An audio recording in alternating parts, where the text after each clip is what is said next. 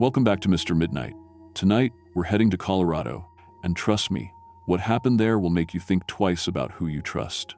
These are 8 true stories from real people who thought they were just doing normal, everyday things. A late-night delivery that paid way too much money. A babysitting job that seemed perfect. A regular customer who came in every 6 weeks like clockwork. Each of these people noticed something was off, something didn't feel right. And the ones who trusted their gut, they're the ones who survived to tell these stories. But here's the scary part. Some of these people are still out there. Still hunting. Still waiting. If you're new to Mr. Midnight, subscribe right now because I bring you the darkest true stories that actually happened. Hit that bell icon so you never miss when I drop a new nightmare. Now, let's get into these stories. But I'm warning you. After hearing what happened in Colorado, you might never look at normal people the same way again.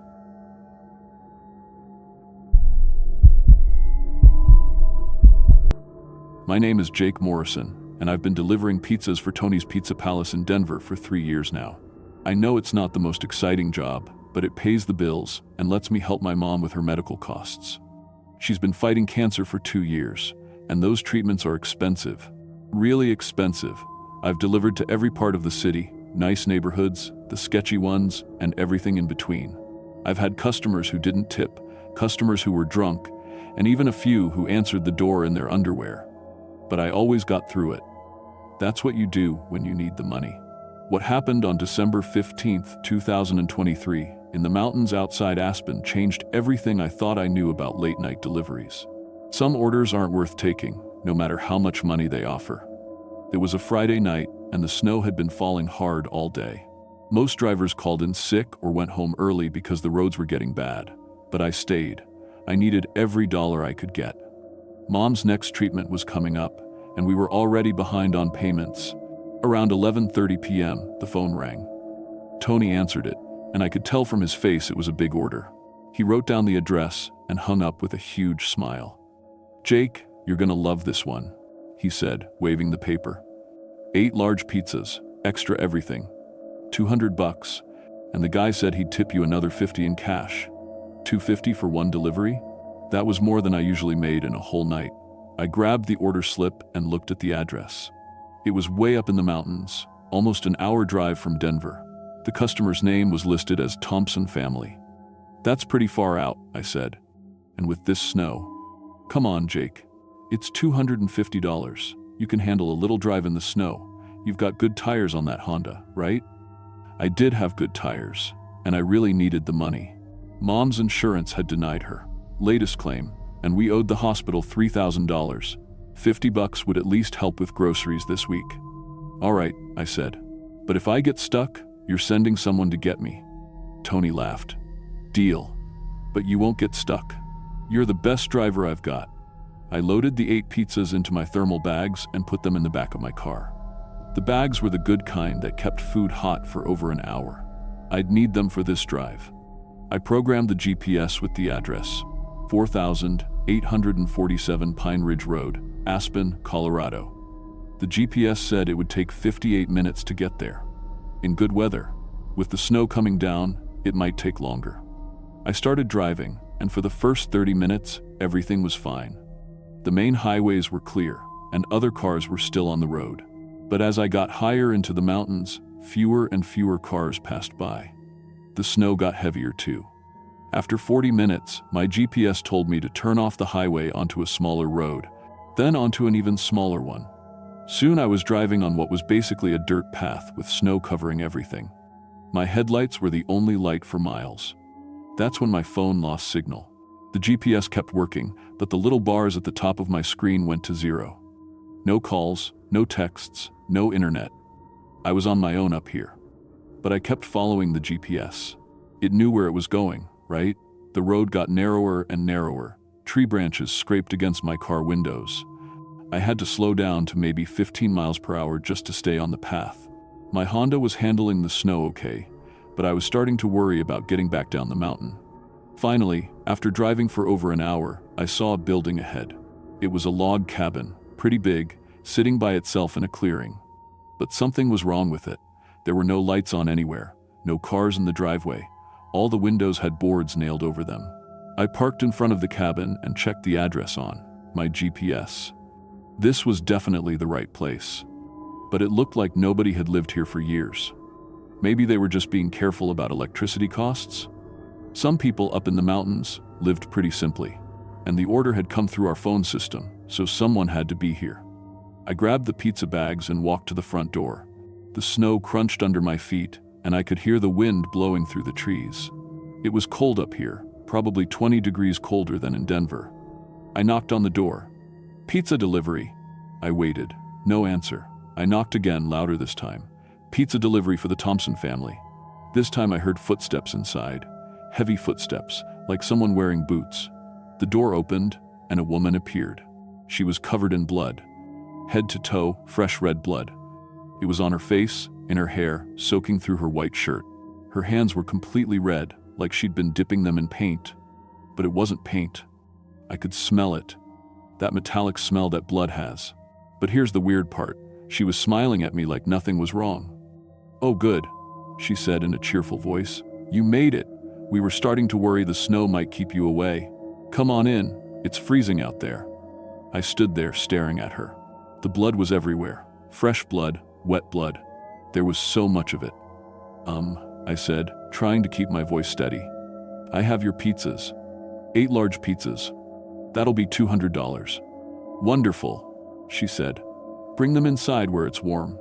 The family is so hungry tonight." She stepped back from the door, and I could see into the cabin. There were other people inside. A man and 2 kids, maybe teenagers. They were all setting a dinner table with plates and forks and napkins. They were all covered in blood too. The same fresh, wet blood. All over their clothes, their faces, their hands. But they were acting completely normal, like they were just getting ready for a regular family dinner. Come in," the woman said. "Don't let the heat out." Every part of my brain was screaming at me to run, but I needed that money. And maybe there was a normal explanation. Maybe they'd been butchering a deer or something. People hunt up in the mountains, right? "Actually," I said, "I can just give you the pizzas right here. That'll be $200. "Oh, but it's so cold," she said, "and I need to get the cash from upstairs. Come in, just for a minute."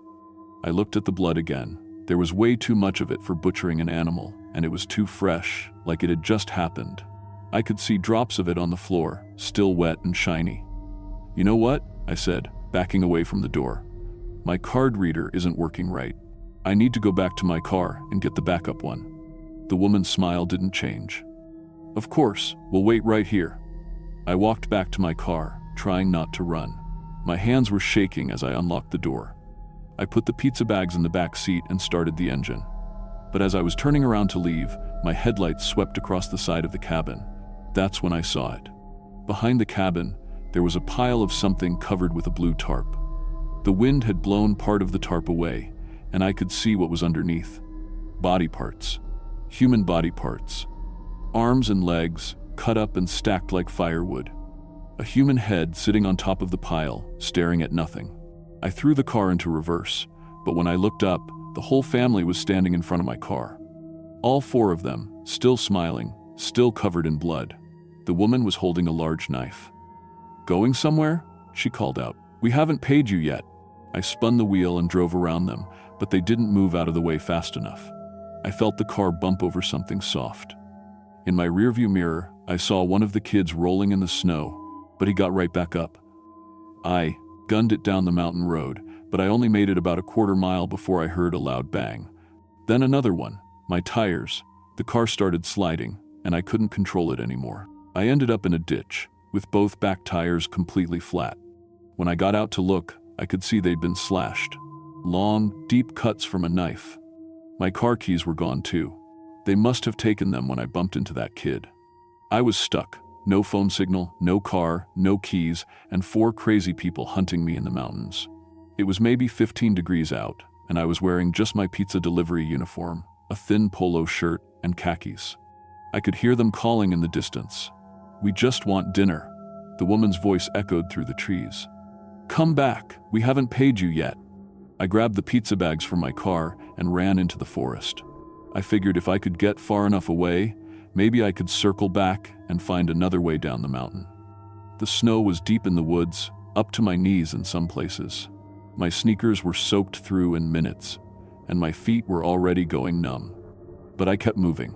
I could see flashlight beams behind me, moving through the trees. They were following my footprints in the snow, and they were moving fast, like they knew these woods really well. "He went this way," I heard the man yell. "Spread out, check every tree." I found a thick cluster of pine trees and hid behind them. Through the branches, I could see their flashlights getting closer. They were maybe 50 yards away. That's when I heard them talking. "Should we cook him the same way we did the last one?" one of the kids asked. "I think so," the woman replied. "Pizza delivery boys are always tender, not much fat on them." "Remember to save the bones this time," the man said.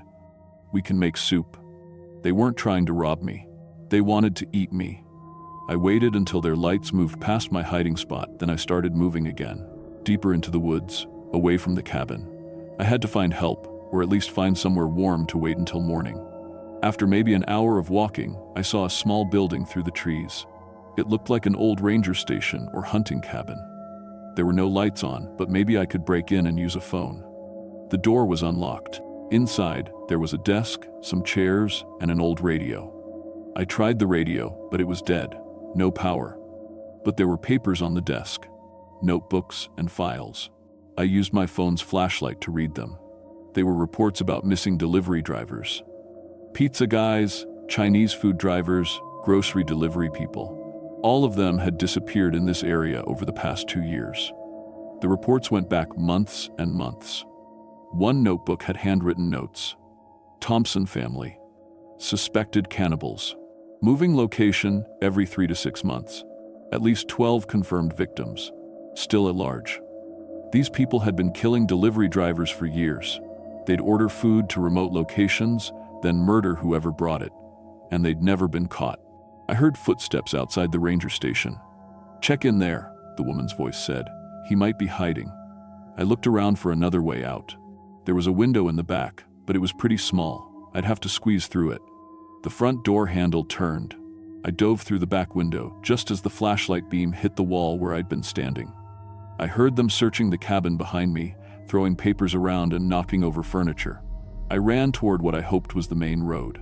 My feet were completely numb now, and I couldn't feel my fingers. The pizza bags were weighing me down, but I was afraid to drop them. What if I needed them for something? The snow was still falling hard, and I couldn't see more than a few feet ahead. But I kept following what looked like power lines. Power lines had to lead somewhere, right? After what felt like hours, I saw lights ahead. Real lights, car headlights moving along a road.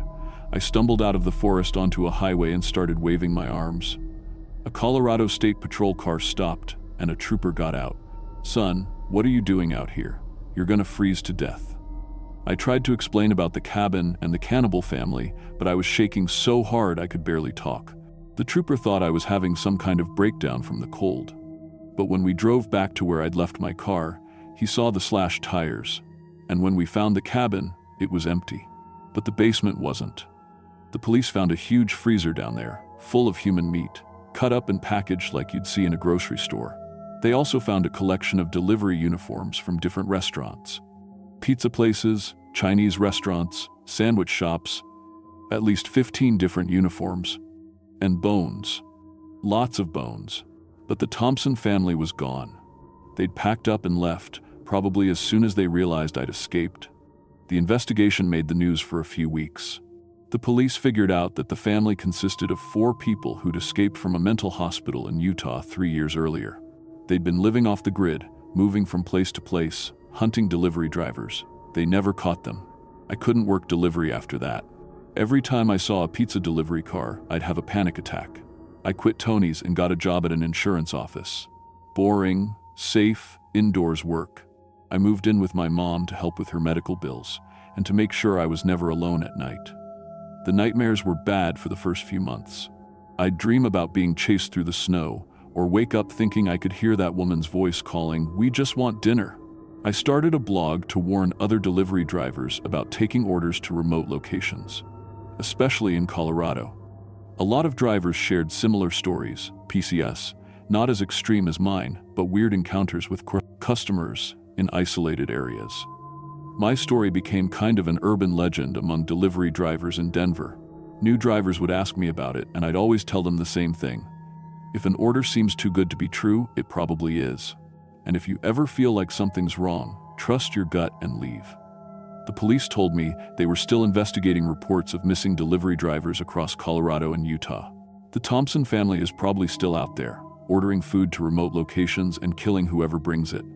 I know they're still hunting, and I know that somewhere, another delivery driver is going to get an order that's too good to pass up.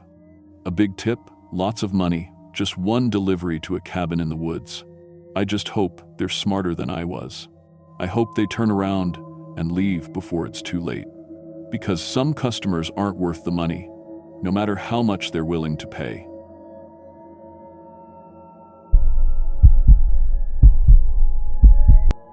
My name is Emma Chen, and I'm 9 years old. I know what you're thinking. Kids my age don't usually tell scary stories like this. But what happened to me 3 months ago in Denver changed everything I thought I knew about grown-ups and being safe. I've always been good with babies. My mom says I have a natural gift. When our neighbors need help, they always ask me first. I can change diapers, make bottles, and I never get scared when babies cry. Most kids my age think babies are gross or boring, but I love how they smell like powder and how they grab your finger with their tiny hands. That's why when Mrs. Rodriguez asked me to be her mother's helper, I was so excited. She lived just 3 blocks from my house, in the same kind of split-level home we had. She needed help watching her twin babies while she studied for her dental hygienist certification. $20 a week felt like $1 million to me back then. Mrs. Rodriguez seemed so nice. She always had fresh cookies and would tell me stories about working at the dental office. She said helping families have healthy smiles made her happy. Mr. Rodriguez worked at the grocery store and was never home because he worked double shifts and weekends. Mrs. Rodriguez said they needed the money for the babies. But what I discovered in their basement that October night still gives me nightmares, and it taught me that the nicest people can hide the most terrible secrets. I started helping the Rodriguez family in July. Their house looked exactly like mine from the outside. Same gray siding, same small front yard, same 2-car garage. Inside, everything felt normal too. Baby toys scattered on the living room floor, high chairs in the kitchen, that sweet baby smell everywhere. The twins were adorable. Sophia and Miguel, 8 months old with big brown eyes and chubby cheeks. They rarely cried and always smiled when they saw me. Mrs. Rodriguez said I was a natural and that the babies loved me more than to anyone. My job was simple. Come over after school 3 days a week and on Saturday mornings. Feed the babies, play with them, help with baths. Mrs. Rodriguez would study at the kitchen table with her dental books spread out everywhere. She was always reading about teeth cleaning and gum disease. Sometimes she'd show me pictures of healthy teeth versus sick ones. Emma, dental hygienists help people stay healthy, she'd say, pointing to her textbooks. Parents trust us with their children's smiles. It's a very important job. Mr. Rodriguez left for work before I got there and came home after I went to bed. The few times I saw him, he looked exhausted.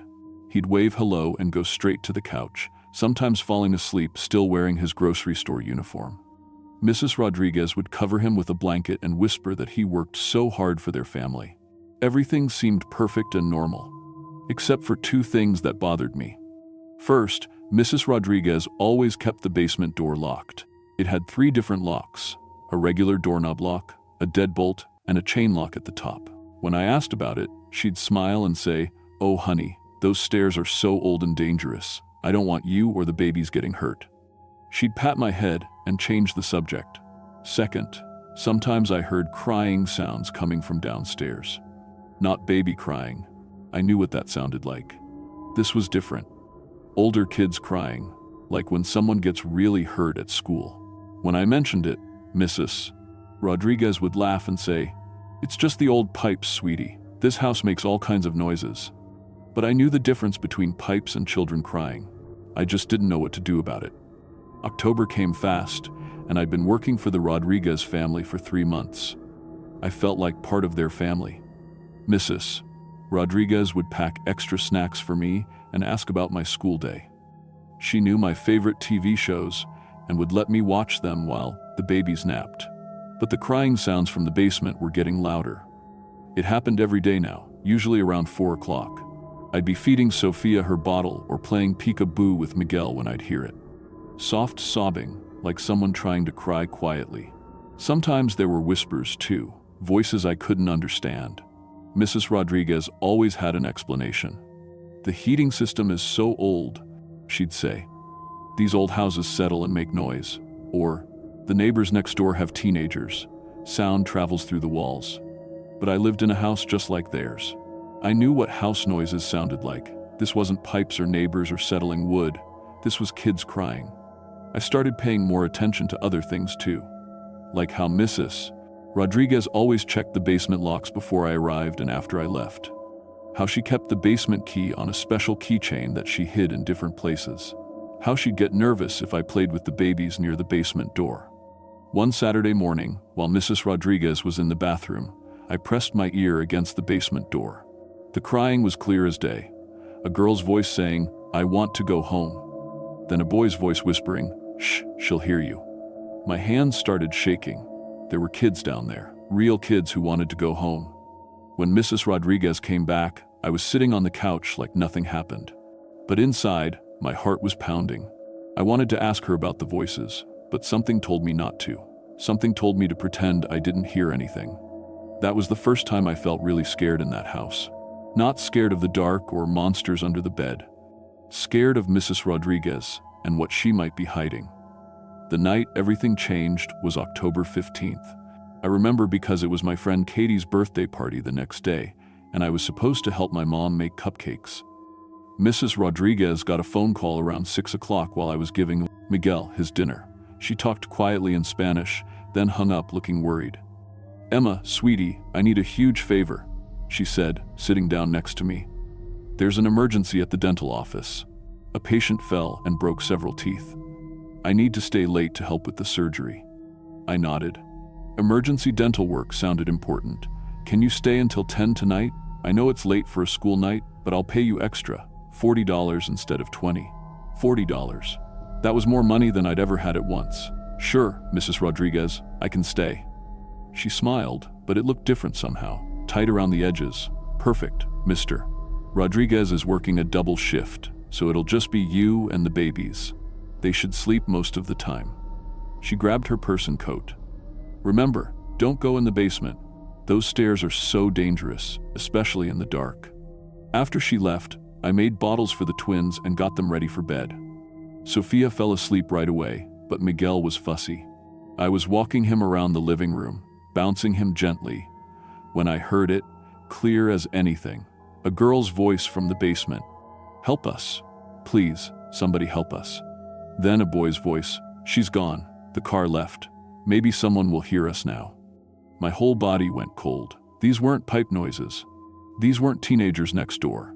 There were children trapped in the basement, and they knew Mrs. Rodriguez was gone. I put Miguel in his crib and stood at the top of the basement stairs. The crying was louder now, like they weren't trying to hide it anymore. "Hello?" I whispered at the door. The crying stopped. Then a girl's voice, shaky and hopeful. "Who's there? Are you here to help us?" "I'm Emma. I'm the babysitter. Who are you?" "My name is Sarah. I'm 10 years old. There are 3 of us down here. Please, can you get us out?" My hands were shaking so bad I could barely think. "How long have you been down there?" "Since summer. Since July." "Please, we need water. We need help." July, that's when I started working here. These kids had been trapped the entire time I'd been taking care of the babies. I needed to find the basement key.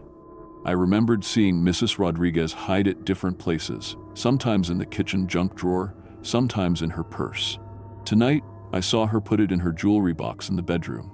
The jewelry box was on her dresser, covered in pink flowers. Inside, underneath some cheap earrings and a broken watch, I found a silver key.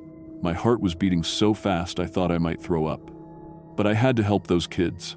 I unlocked all 3 locks on the basement door. The first thing that hit me was the smell, like a dirty bathroom that hadn't been cleaned in months. The second thing was how dark it was. I found a light switch and flipped it on. What I saw will haunt me forever. 3 kids were chained to the far wall, real chains like for dogs attached to metal rings bolted into the concrete. A girl with dirty blonde hair who looked about 10, that must be Sarah. A boy with dark hair who looked maybe 11. And another girl with red hair who looked about my age. They were wearing school clothes that used to be nice, but were now filthy and torn. Their hair was matted, their faces were dirty, and they looked so thin. "Oh my God," I whispered. Sarah started crying again. "Are you really here to help us? Or are you one of them?" "I'm here to help. I'm going to call the police right now." "No," the boy said urgently. "She'll kill you. She killed our families when they came looking for us."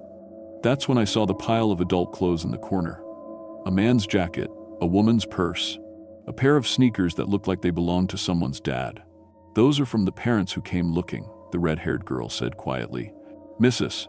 Rodriguez said they won't be needing them anymore." I felt sick, really, truly sick. Mrs. Rodriguez wasn't just taking kids, she was killing entire families. "The babies upstairs," I whispered. "Sophia and Miguel. Are they?" "Stolen too," Sarah said, "from a family in Utah. She takes babies because people don't suspect women with babies." That's when I heard the car in the driveway. Mrs. Rodriguez was home early. I ran upstairs as fast as I could, locking all 3 basement locks behind me. My hands were shaking so bad I could barely get the chain lock closed. Mrs. Rodriguez walked in just as I was putting the key back in her jewelry box. "Emma, what are you doing in my bedroom?" I spun around, trying to look normal. Sophia was crying. "I was looking for baby medicine, in case she had a fever." Mrs. Rodriguez stared at me for a long moment. Then she smiled that tight smile again. "How thoughtful, but I keep the baby medicine in the kitchen cabinet." She walked to her jewelry box and opened it. The key was there, but not exactly where she'd left it. I could tell she knew. "Emma, sweetie, come sit with me in the living room. I brought you something special." She had a glass of apple juice with a bendy straw. "You've been such a good helper. I thought you might be thirsty." I took the glass but didn't drink. Something about the way she was watching me made me nervous. "Drink up, honey, you look tired." I pretended to take a sip, but I didn't swallow. The juice tasted funny, like medicine. "Mrs. Rodriguez, I should probably go home now. My parents will be worried." "Oh, I called your parents," she said calmly. "I told them you were having so much fun with the babies that you fell asleep on the couch. They said you could stay the night." That was a lie. My parents would never let me sleep over at someone's house on a school night without talking to me first. "Now drink your juice, Emma. You need to stay hydrated." I pretended to drink again, but instead of swallowing, I let the juice run down, inside my shirt. It was gross and sticky, but I had to make her think I was drinking it. After a few minutes, I started pretending to feel sleepy. I yawned and rubbed my eyes. "That's good, sweetie. Just rest now. Everything will be fine." When Mrs. Rodriguez thought I was unconscious, she went to get something from the basement. That's when I ran to the phone in the kitchen and dialed 911. 911, what's your emergency? "There are kids trapped in a basement," I whispered as fast as I could. "At 1247 Maple Street. 3 kids chained up. The lady who lives here kidnaps families and kills them. Please hurry." "Are you in immediate danger?" "Yes, she's coming back upstairs. I'm pretending to be unconscious." I hung up and ran back to the couch, closing my eyes just as Mrs. Rodriguez came back upstairs. Mrs. Rodriguez picked me up like I was one of the babies. She was stronger than she looked. She carried me toward the basement door. "You learned too much, Emma," she whispered as she unlocked the chains. "But don't worry, you'll have friends down there. And when your parents come looking for you tomorrow, they'll get to stay too." That's when I heard the sirens. Mrs. Rodriguez froze on the basement stairs. The sirens were getting louder, and I could see red and blue lights flashing through the basement windows. "No, no, no," she muttered, dropping me on the stairs. I hit my shoulder hard, but kept pretending to be unconscious. She ran back upstairs, leaving the basement door open. I heard her frantically moving around, probably trying to hide evidence or escape. Heavy footsteps pounded across the floor above us, and then police officers were shouting, "Police! Everyone on the ground!" I heard Mrs. Rodriguez screaming in Spanish, then the sound of handcuffs clicking. A police officer with a flashlight found me on the basement stairs. "I've got a child here," he called out. "I'm okay," I said, opening my eyes. Other kids are chained to the wall. They've been here since summer. The next few hours were a blur of police officers, paramedics, and social workers. They rescued Sarah, Marcus, and Jenny from the basement. They took Sophia and Miguel too, because it turned out their real names were Emma and Jose, and their real parents had been looking for them for 6 months. Mrs. Rodriguez's real name was Maria Santos, and she was wanted in 4 different states for kidnapping families. The police found the bodies of 11 people buried in the backyard, parents who had come looking for their missing children. Mr. Rodriguez really didn't know anything. The police found drugs in his food that had been making him sleep so deeply he never heard the kids crying. When he found out the truth, he cried harder than I'd ever seen a grown-up cry. I had to testify in court, but the judge made sure I didn't have to see Mrs. Rodriguez again. She got life in prison without parole. My family moved to Portland a month later because I was too scared to stay in Denver. Even now, 3 years later, I still have nightmares about children crying in basements. But I learned something important that night. Sometimes the nicest, most normal-looking people are hiding terrible secrets. And sometimes, even when you're just 9 years old, you might be the only person who can save someone. I still love babies, and I still want to help families someday. But now I know to trust my instincts when something feels wrong. Because that little voice in your head that says something isn't right, you should always listen to it. Even when the grown-ups tell you it's just the pipes.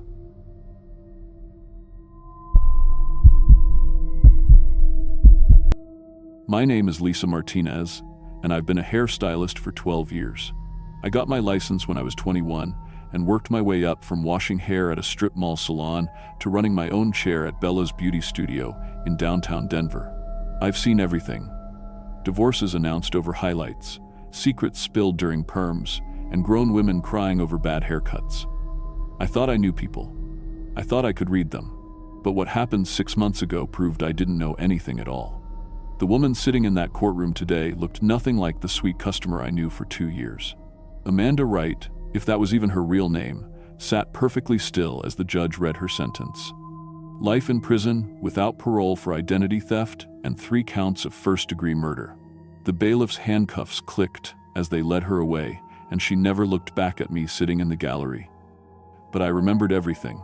My salon chair was my kingdom. Bella's Beauty Studio sat on the corner of 16th and Market, with big windows that let in natural light and mirrors that showed every angle.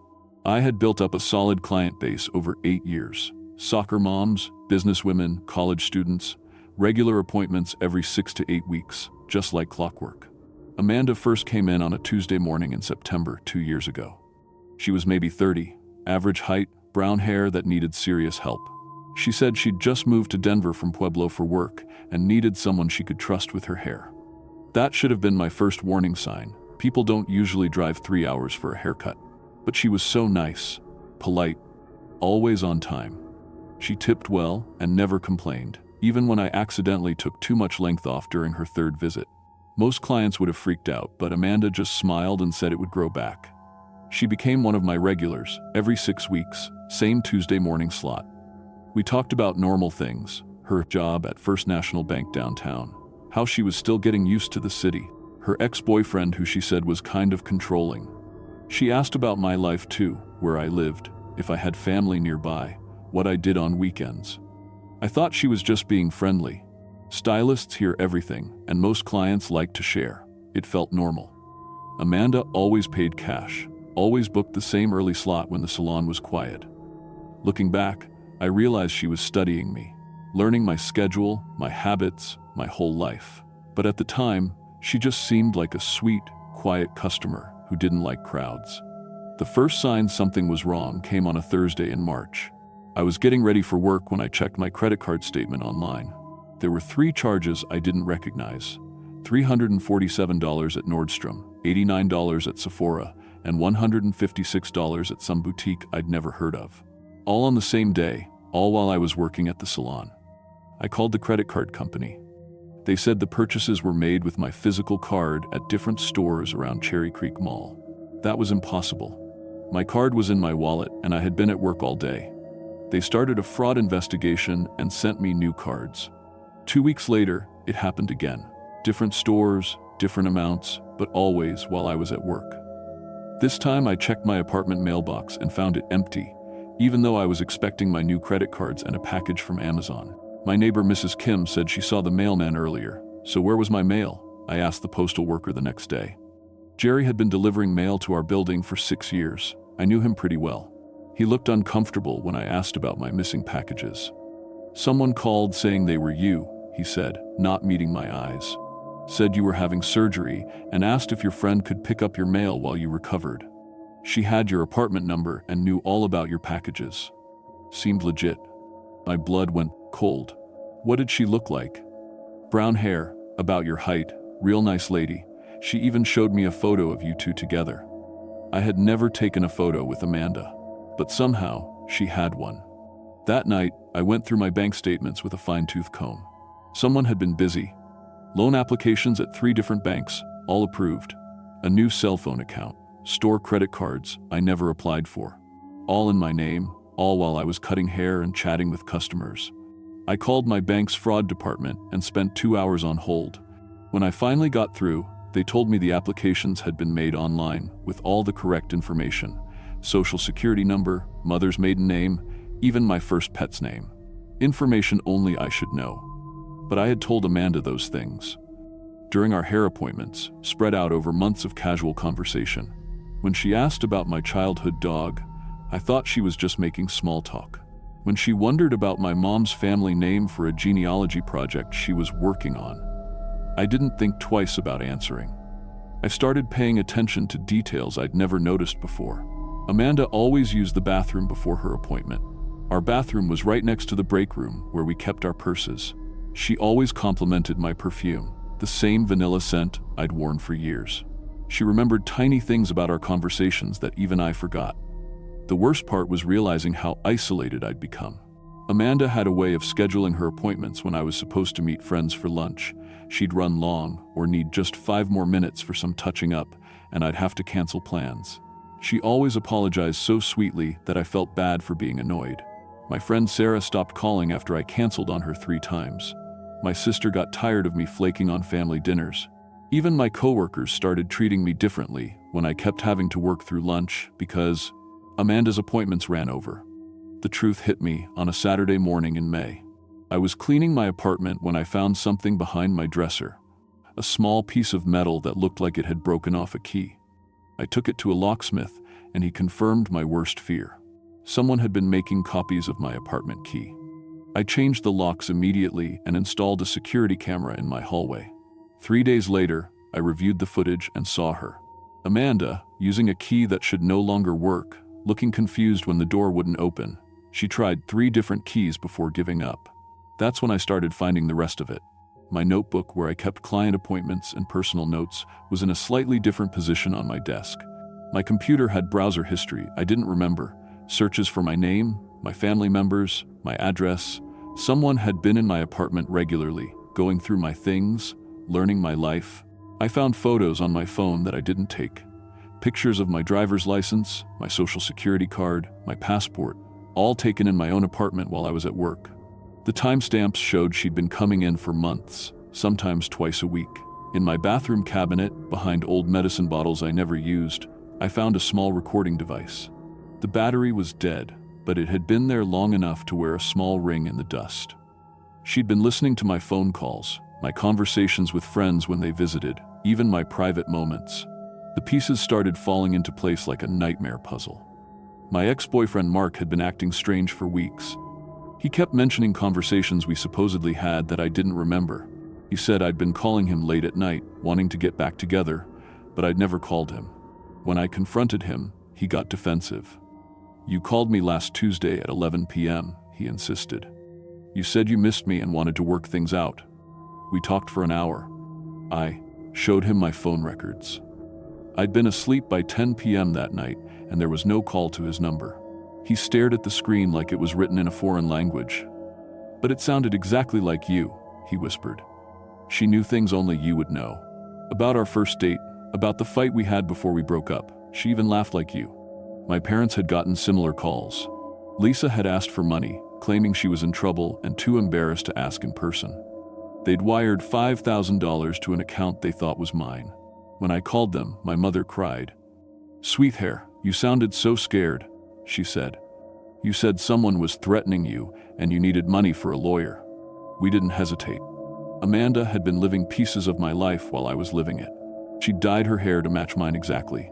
She'd lost weight to match my size. When I saw her last appointment confirmation photo, I barely recognized her. She looked more like me than I did. I hired a private investigator named Dave Rodriguez. He found things the police said they couldn't investigate yet, not until we had more concrete evidence of a crime. Dave didn't need concrete evidence. He needed results. What he found made my blood freeze. Amanda Wright wasn't her real name. Her real name was Carol Jensen, and she'd done this before. Twice. In Pueblo, she'd been Sarah Martinez for 8 months before Sarah's body was found in a shallow grave outside the city. In Fort Collins, she'd lived as Jennifer Chen for almost a year before Jennifer disappeared during a camping trip that Carol had planned. Both women had been stylists. Both had worked alone, built up regular client bases, lived independently. Both had been slowly isolated from friends and family before they died. Carol had a system, and I was next. Dave found her real apartment across town. It was like a museum of stolen lives, wigs in different colors and styles, fake IDs with her photo but other women's, names, clothes that belonged to dead women, and a wall covered with photos, notes, and documents about me. She'd been planning my death for months. She knew my schedule better than I did. She had copies of my keys, my credit cards, my driver's license. She'd practiced my signature until it was perfect. She'd recorded my voice and studied my speech patterns. In a box under her bed, Dave found what she called her transition kit. Poison that would stop my heart but look like natural causes. Plastic sheeting, cleaning supplies, and a suicide note written in my handwriting, talking about how depressed I'd been and how I couldn't go on anymore. The plan was simple and horrifying. Amanda, Carol, was going to suggest a camping trip, just the two of us, somewhere remote where cell service was spotty. She'd drugged my shampoo with small amounts of sedatives for weeks, making me tired and confused. During the trip, she'd poison my food, wrap my body, and bury me where no one would ever look. Then she'd come back to Denver as me. She'd already been building relationships with my friends and family as Lisa, having a hard time. She'd tell everyone I'd decided to change my appearance, lose weight, try a new look. People would accept it because she'd been preparing them for months. She'd live my life until she got bored or the money ran out, then move on to a new city and find another victim. Another hairstylist with a regular schedule and a trusting nature. I called the police with everything Dave had found. They arrested Carol at the bank where she worked, using her access to customer information to find her next victim. When they searched her apartment, they found detailed files on 12 other women across Colorado and Wyoming. But the worst part was the recording Dave had made before calling the police. He'd confronted Carol in a parking garage, wearing a wire. She'd confessed everything, thinking he was someone she could trust with her business. She talked about killing Sarah and Jennifer like they were transactions. She described how she'd perfected her method of gradually stealing someone's identity before murdering them. She laughed about how easy it was to fool people, how trusting women were when another woman befriended them. "Lisa's perfect," she said on the recording. "She's got good credit, savings, no close family nearby. And she's so naive, she tells me everything. In 2 weeks, I'll take her camping, and Lisa Martinez will disappear forever. I'll be her for a few years, then find someone new." Carol was convicted on all counts. The jury took 3 hours to find her guilty of murdering Sarah Martinez and Jennifer Chen, and of attempting to murder me through identity theft and conspiracy. Even during sentencing, she stared at me like she was still planning something. I don't cut hair anymore. I couldn't go back to the salon after the trial. Too many mirrors, too many strangers asking personal questions, too many opportunities for someone else to study my life. I work at a library now, in the back office where I don't have to interact with the public. I changed my name legally. I moved to a different state. I don't have social media, and I pay for everything in cash. I know it sounds paranoid, but Carol Jensen is still alive in that prison, and she had detailed notes about 11 other women she was researching. Sometimes I wonder if those women know they're being watched, if they've noticed their mail going missing or strange charges on their credit cards. if they have a regular customer who seems just a little too interested in their personal lives. I hope they're paying attention. I hope they're more careful than I was. Because people like Carol don't just happen once. They're out there, studying us, learning us, planning to become us. And the scariest part is how normal they seem until it's almost too late. My name used to be Lisa Martinez. Now it's something else, and I'm somewhere else, and I'm still looking over my shoulder every single day. Because I learned the truth that no one wants to admit. Sometimes the person sitting in your chair isn't just getting their hair done. Sometimes they're shopping for a whole new life, and yours might be exactly what they're looking for.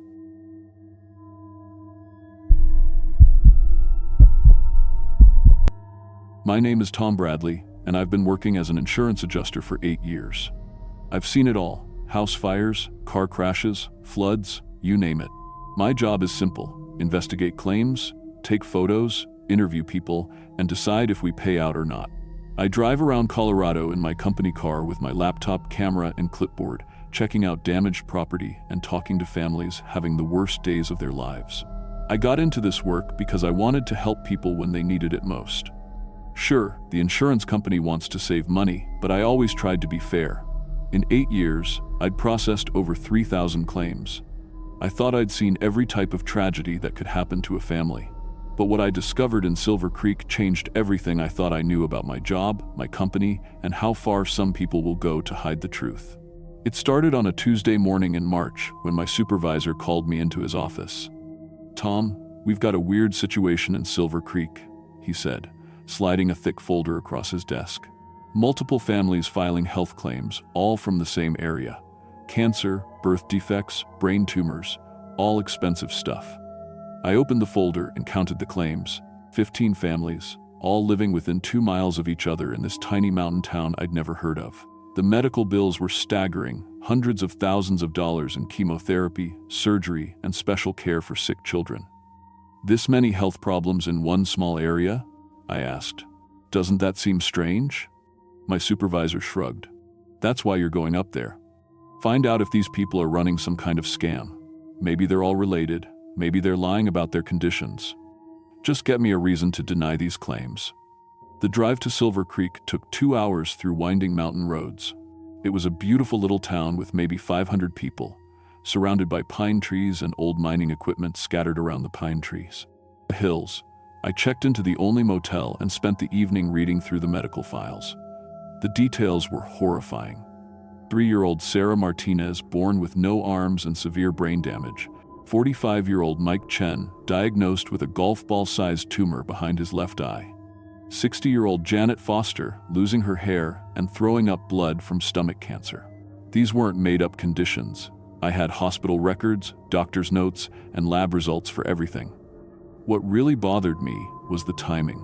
All these health problems started appearing exactly 3 years ago. Before that, Silver Creek was just another quiet mountain town with normal health issues. Then suddenly, it was like someone had dropped a disease bomb on one specific neighborhood. The next morning, I started knocking on doors. The affected families all lived in the same subdivision called Pine Ridge, built about 20 years ago when the copper mine was still operating. Nice houses, well-maintained yards, the kind of place where people raise families and plan to stay forever. Mrs. Foster answered her door, wearing a headscarf to cover her missing hair. She looked 20 years older than her age. "Another insurance person?" she said with a tired smile. "Come on in." Her living room was filled with medical equipment, oxygen tanks, pill organizers, and a hospital bed where her husband was sleeping. The smell of antiseptic and sickness hung in the air. "We used to be healthy people," she told me, pouring coffee with shaking hands. "Lived here 15 years, never had anything worse than a cold. Then 3 years ago, I started getting these terrible headaches. Doctors found tumors throughout my stomach and intestines." "Do you have any idea what might have caused it?" I asked, genuinely concerned. She pointed out her window toward the old copper mine on the hill. "Everyone here thinks it's connected to that place somehow. The kids who are getting sick all play in the same areas, drink from the same wells." I spent the next 3 days interviewing every affected family. The stories were heartbreaking and identical. Healthy people suddenly developing rare cancers, children born with birth defects no doctor could explain, Entire families getting sick at the same time. But they all had one thing in common. They all used water from the same well system that served the Pine Ridge subdivision. The water tastes funny, Mike Chen told me, holding a bag of ice to his swollen eye. Kind of metallic, like you're sucking on pennies. But the city tested it last year and said it was safe. That night in my motel room, I couldn't shake the feeling that something was seriously wrong here. I'd investigated insurance fraud before. People faking injuries, exaggerating damage, lying about accidents. This wasn't fraud. These people were genuinely sick, and they were dying. I called the number for Silver Creek's water department and spoke to a guy named Dale who'd been testing the well water for 10 years. Yeah, we test it every 6 months, he said. Always passes EPA standards. Maybe the taste is from old pipes or something. But something in his voice didn't sound right. He was too quick to reassure me, too eager to end the conversation. Against company policy, I decided to collect my own water samples. I filled 6 bottles from different houses in Pine Ridge and drove them to a private laboratory in Denver, paying $800 out of my own pocket for comprehensive testing. The results came back 3 days later, and I had to read them twice to believe what I was seeing. The water contained massive levels of mercury, lead, arsenic, and something called radioactive decay products at levels hundreds of times higher than safe drinking standards. This wasn't just contaminated water, it was poison. I immediately started researching the copper mine's history. What I found in old government records made my stomach drop. The Pine Ridge copper mine wasn't just a copper mine. From 1952 to 1967, it was secretly used by the military as a uranium extraction site for nuclear weapons production. Thousands of tons of radioactive waste had been buried throughout the mine shafts and surrounding areas. The mine was abandoned in 1967 with no cleanup, no environmental protection, no warning to local residents. The government had classified the uranium operation, which meant no public records existed until documents were declassified in the 1990 seconds. But by then, everyone had forgotten about the radioactive waste sitting under Silver Creek. I found hydrology reports showing that recent flooding had caused contaminated groundwater to spread into the residential water supply. For 3 years, the families in Pine Ridge had been drinking radioactive water that was slowly killing them. I tried calling the EPA to report my findings, but got transferred between departments for hours.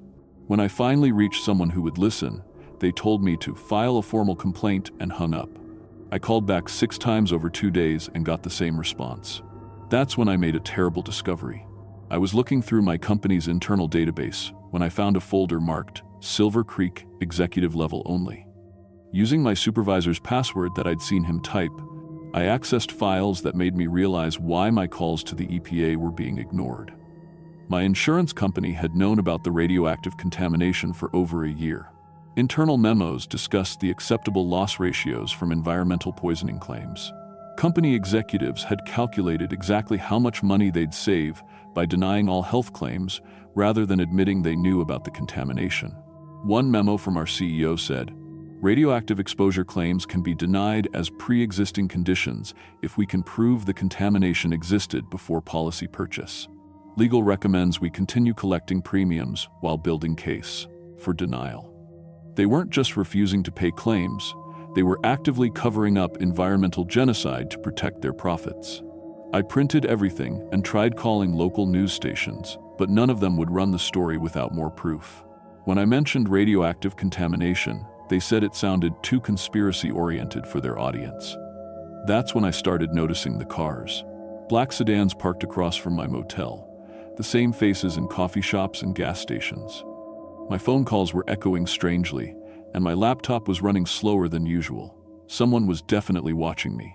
I researched journalists who had previously investigated the mine and found 3 who had died in accidents over the past 5 years. Car crashes, hiking falls, sudden heart attacks, all while working on stories about environmental contamination in Colorado. The surveillance got more obvious. People following me to interviews, photographing my car, even going through my motel room while I was out.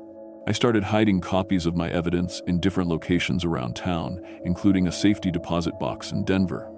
But then something happened that made everything personal. I called my wife to check in, and she told me our 8-year-old daughter Emma had been getting nosebleeds and headaches for the past week.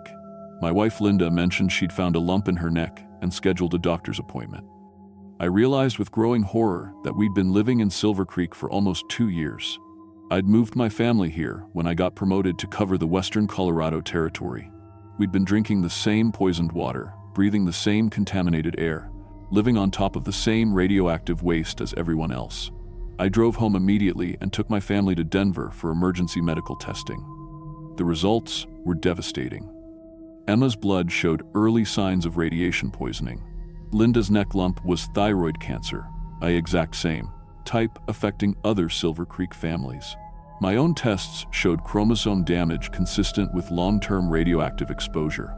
The doctor explained that we'd been exposed to radiation levels similar to what atomic bomb survivors experienced, just spread out over months instead of seconds. I calculated that over 3,000 people in Silver Creek and surrounding areas had been exposed to dangerous radiation levels. The contamination was spreading through underground water systems across 3 counties, poisoning entire communities while government officials and insurance companies covered it up for profit. That night, I contacted FBI agents in Washington using an encrypted email system. I provided them with all my evidence: the water test results, internal company memos, medical records, and proof of the surveillance. Within a week, federal agents raided my insurance company's headquarters and arrested my supervisor and 3 vice presidents for fraud, conspiracy, and endangering public health. They found computer files proving that dozens of insurance companies were using similar tactics to deny environmental contamination claims across the western United States. The investigation expanded into a massive federal case involving the Department of Defense, EPA, and Justice Department. Military officials admitted they had abandoned radioactive waste at over 200 locations across Colorado, Wyoming, and Utah without proper cleanup or public notification. I testified before Congress about how insurance companies were systematically denying environmental health claims while profiting from disasters they knew about in advance. My testimony led to criminal charges against 47 corporate executives and new federal laws requiring disclosure of environmental contamination to insurance customers. The government finally began cleanup operations in Silver Creek. But environmental experts said it would take 30 years and $2 billion to safely remove all the radioactive waste. By then, thousands of people would be dead from preventable cancers. My family received experimental medical treatment at a military hospital, but the doctors said the chromosome damage was permanent. Emma will need regular cancer screenings for the rest of her life. Linda's thyroid cancer required surgery and radiation therapy, which seemed cruelly ironic. I resigned from the insurance industry and became a whistleblower advocate, helping other families fight environmental contamination cover-ups. My case led to $50 billion in settlement payments, but most of the responsible executives served less than 2 years in prison. We moved to Vermont to get away from the contamination, but I still returned to Colorado regularly to help victims navigate the legal system. Linda and Emma are doing better now, but we live with the constant fear that cancer could return at any time. The hardest part is knowing that hundreds of similar sites exist across the American West. Corporate greed and government secrecy have poisoned entire generations of families who trusted that their water was safe to drink, their air was safe to breathe, and their insurance companies would protect them when things went wrong. I used to believe that insurance was about helping people recover from disasters. Now I know that sometimes insurance companies are the disaster, and the people who need help most are the ones fighting the system designed to protect corporate profits over human lives. Every time I see a news story about unexplained cancer clusters or environmental contamination, I wonder how many insurance adjusters are being sent to find ways to deny claims instead of seeking justice for the victims. The Silver Creek case taught me that some conspiracies aren't theories. They're just Tuesday morning business meetings where executives decide how many people they're willing to let die to protect their quarterly earnings.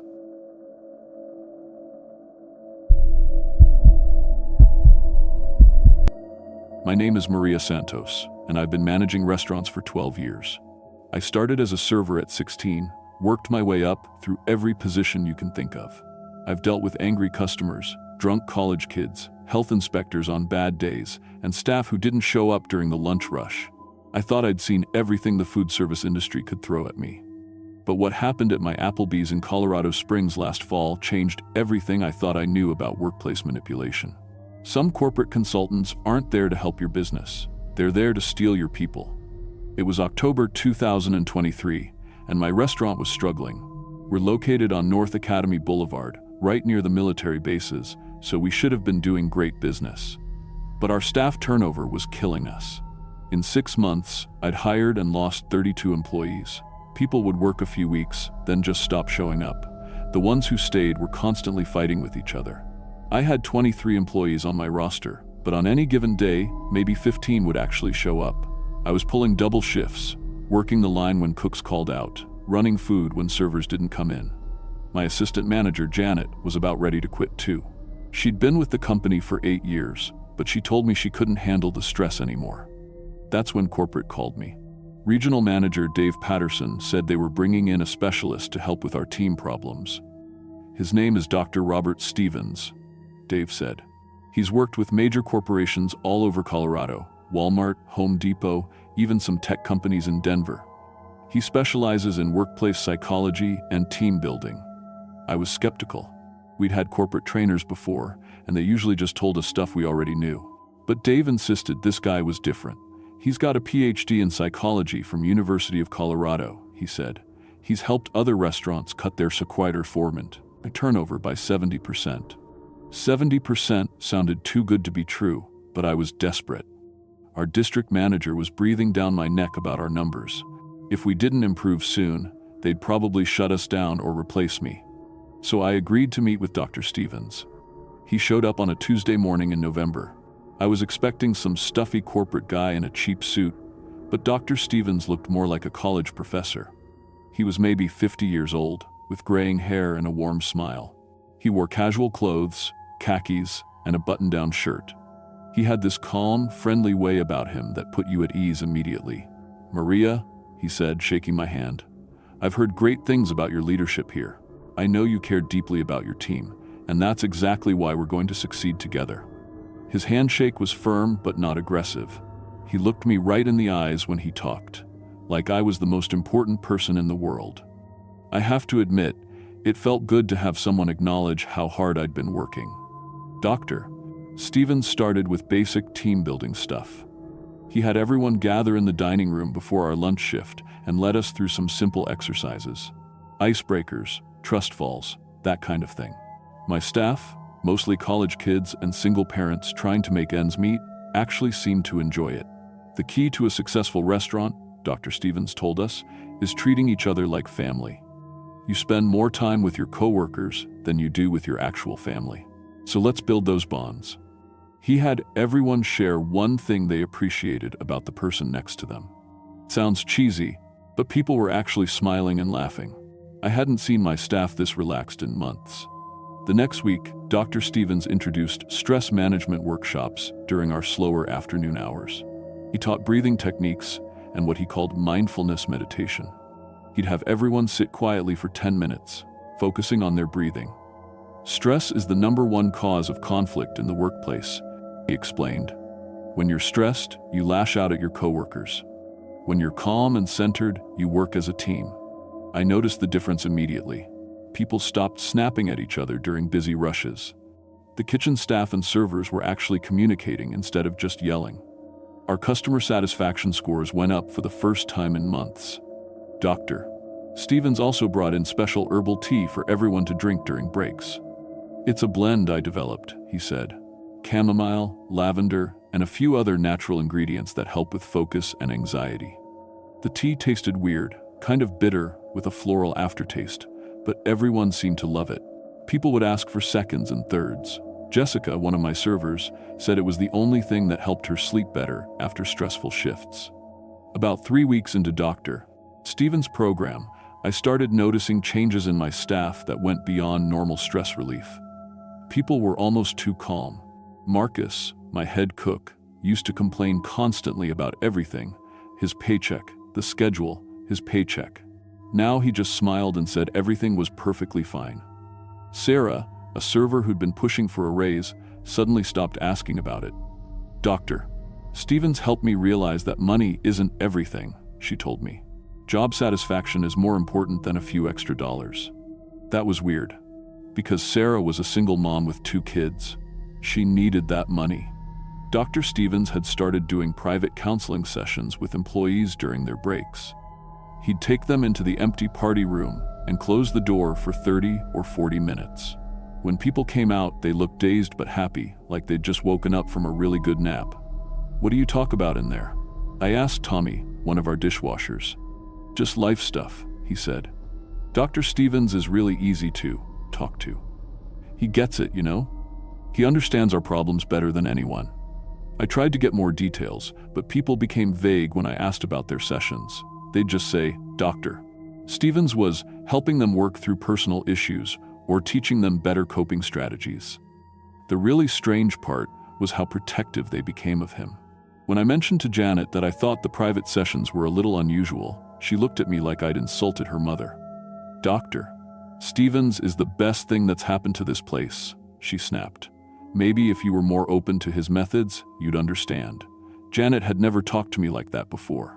We'd been friends for years. By December, Dr. Stevens had convinced half my staff to let him help them with problems outside of work. He was giving people low-interest loans to pay off credit cards and medical bills. He was offering free counseling for relationship problems and family issues. "I believe in investing in people," he told me when I asked about it. "Your employees aren't just workers, they're human beings with real struggles. When you help them solve their personal problems, they become better employees." It sounded reasonable, but something felt wrong. Why would a corporate consultant loan money to restaurant workers? What was he getting out of it? Marcus came to me in tears one day, saying Dr. Stevens had helped him avoid eviction by paying his rent. "He saved my life, Maria," Marcus said. "I don't know what I would have done without him." Jessica said Dr. Stevens was helping her through her divorce and custody battle. "He's like the father I never had," she told me. People started talking about Dr. Stevens like he was some kind of saint. They quoted things he'd said in their private sessions. They used psychological terms they'd never used before. Processing trauma, establishing boundaries, embracing authentic relationships. The breaking point came when Dr. Stevens announced he was organizing weekend retreats for advanced team bonding. The retreats would be held at a wellness center he owned in the mountains, about 2 hours outside Colorado Springs. "It's a beautiful facility," he told the staff during one of our meetings. "Completely isolated from distractions. No cell service, no internet. Just pure focus on personal growth and team building." 12 of my 23 employees signed up immediately, including Janet, who'd worked every weekend for the past 3 years and never took vacation time. "Are you sure about this?" I asked her privately. "You don't even know this guy that well." "I know him better than anyone," she said. Her voice was flat, like she was reciting something she'd memorized. "Dr. Stevens has shown me things about myself I never understood before. This retreat will help me become the person I'm meant to be." The group left on a Friday afternoon in November. Dr. Stevens had rented a van to drive everyone up to his compound, his wellness center. I offered to drive some people myself, just to see the place, but Dr. Stevens said there wasn't enough room for additional vehicles. "Don't worry, Maria," he said. "I'll take good care of your team." They were supposed to return Sunday evening, but Sunday came and went with no word. I tried calling Janet's cell phone, but it went straight to voicemail. Same with everyone else who'd gone. Monday morning, I was ready to call the police. Then the van pulled up, and my employees filed out like zombies. They moved slowly, almost mechanically. Their eyes were glassy and unfocused. "How was the retreat?" I asked Janet. "Life-changing," she said in that same flat voice. Dr. Stevens opened our minds to new possibilities. But she wouldn't give me any details about what they'd actually done. None of them would. When I pressed for specifics, they'd just say it was transformative and exactly what we needed. The worst part was how they talked. Everything was in Dr. Stevens' psychological jargon. They spoke about releasing negative energy and embracing our authentic community. They used phrases like toxic individualism and healing through collective purpose. Marcus, who used to crack jokes all day, now spoke like he was reading from a textbook. "Maria," I've realized that my previous focus on material concerns was preventing me from achieving true fulfillment, he told me. Dr. Stevens has shown me that genuine happiness comes from serving something greater than ourselves. Within a week, 3 more employees had quit their second jobs to focus entirely on Dr. Stevens' program. Sarah, the single mom who needed money, donated her entire paycheck to what Dr. Stevens called his Wellness Foundation. But what about your kids? I asked her. The foundation will provide for us, she said. Dr. Stevens promised that when we commit fully to the community, all our needs will be met. I started doing research on Dr. Stevens online. What I found made my blood run cold. There were newspaper articles about him from other cities, Fort Collins, Grand Junction, Durban, same pattern every time. He'd show up at struggling businesses as a consultant, target vulnerable employees, and slowly recruit them into his mountain compounds. The Durango Herald had run an expose about him 6 months earlier. Dr. Robert Stevens, real name Robert Davidson, operates cult network throughout Colorado, the headline read. The article detailed how he'd stolen over $3 million from followers and forced them to work as unpaid labor at his various facilities. I printed out the articles and tried to show them to my staff, but they refused to look. That's just negative propaganda from people who don't understand Dr. Stevens' work, Janet told me. He warned us that you might try to turn us against him. He'd warned them? When had he done that? I realized, Dr. Stevens had been recording his private counseling sessions.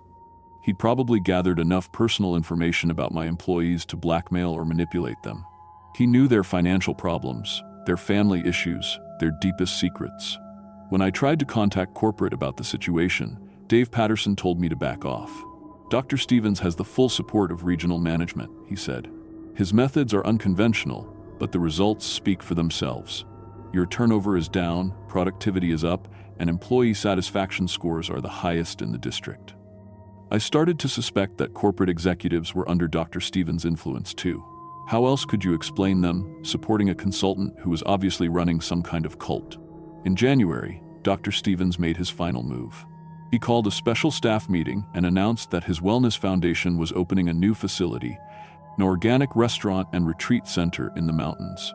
I'm offering the most committed members of our family a chance to be part of something revolutionary, he said. You'll live in a beautiful mountain community, work in meaningful jobs that align with your values, and be surrounded by people who truly care about your well-being. 18 of my 23 employees volunteered immediately. They gave their 2 weeks' notice and started making preparations to move to Dr. Stevens' compound permanently. What about your apartment? I asked Jessica. Your kids' schools? Dr. Stevens is providing housing, she said, and the children will be educated in a much healthier environment, away from the toxic influences of mainstream society. I tried one last time to reason with Janet. This is insane, I told her. You're giving up everything, your job, your apartment, your independence, for a man you've known for 3 months. Dr. Stevens has given me more support and understanding in 3 months than I've received in my entire life, she replied. He's shown me that the only way to achieve true happiness is to surrender my ego and serve the greater good. Within 2 weeks, my entire staff was gone. Every single person who'd participated in Dr. Stevens' program had quit to join his cult. I was left with an empty restaurant and no way to explain to corporate what had happened. I couldn't let it go. I knew Dr. Stevens was destroying lives, and I had to do something about it. I started secretly recording conversations with the few employees who hadn't been fully recruited yet. I documented everything: the private counseling sessions, the weird herbal tea, the weekend retreats, the loans, and financial manipulation. I also discovered that Dr. Stevens' tea contained more than just chamomile and lavender. A lab analysis showed traces of scopolamine, HO, a drug that increases suggestibility and makes people more compliant. He'd been literally drugging my employees. I took my evidence to the FBI's Denver field office. Agent Sarah Chen specialized in cult investigations, and she'd been tracking Dr. Stevens for 2 years. We've been trying to build a case against him, she told me, but it's hard to get evidence when all his victims are protecting him. Your documentation could be exactly what we need. The federal investigation took 6 months. When they finally raided Dr. Stevens' compounds in August 2024, they found over 400 people living in conditions that could only be described as slavery. Former restaurant workers, retail employees, office staff, and media, all of them had been recruited through fake corporate wellness programs. Dr. Stevens had stolen more than $8 million from his followers' bank accounts. He'd forced them to work 16-hour days in dangerous conditions, with no pay and minimal food. Many of the people they rescued required months of psychological deprogramming to break free from his control. Dr. Stevens was sentenced to 40 years in federal prison for fraud, human trafficking, and operating a criminal enterprise. Dozens of his victims testified about how he destroyed their lives and separated them from their families. I testified about his methods, how he used corporate wellness programs to identify vulnerable employees, how he gradually isolated them from friends and family, how he used drugs and psychological manipulation to control them. My testimony led to new federal regulations requiring background checks for workplace psychological consultants. Companies now have to verify credentials and report any consultant who requests private access to employees' personal information. I left the restaurant industry after everything that happened. I couldn't trust corporate consultants anymore, couldn't look at team-building exercises the same way. Now I work with cult recovery organizations, helping other managers identify recruitment tactics in their workplaces. The scary thing is how normal it all seemed at first. Dr. Stevens wasn't some wild-eyed fanatic. He was a charming, professional man with impressive credentials and corporate backing. He used our own desire to help our employees against us. Janet eventually contacted me after her rescue. She'd lost her apartment, her savings, and almost 2 years of her life. But she was one of the lucky ones. Some people never fully recovered from what Dr. Stevens did to them. If you're a manager and someone from corporate wants to bring in a consultant for employee wellness or team building, ask questions. Verify their credentials independently. Never allow private counseling sessions or off-site retreats without proper oversight. Because sometimes the person offering to fix your workplace problems isn't there to help. They're there to take everything you've worked for, including the people you care about most. Corporate wellness programs are supposed to help employees, but in the wrong hands, they become recruitment tools for predators who know exactly how to exploit people's vulnerability and desperation. Trust me, I learned that lesson the hard way.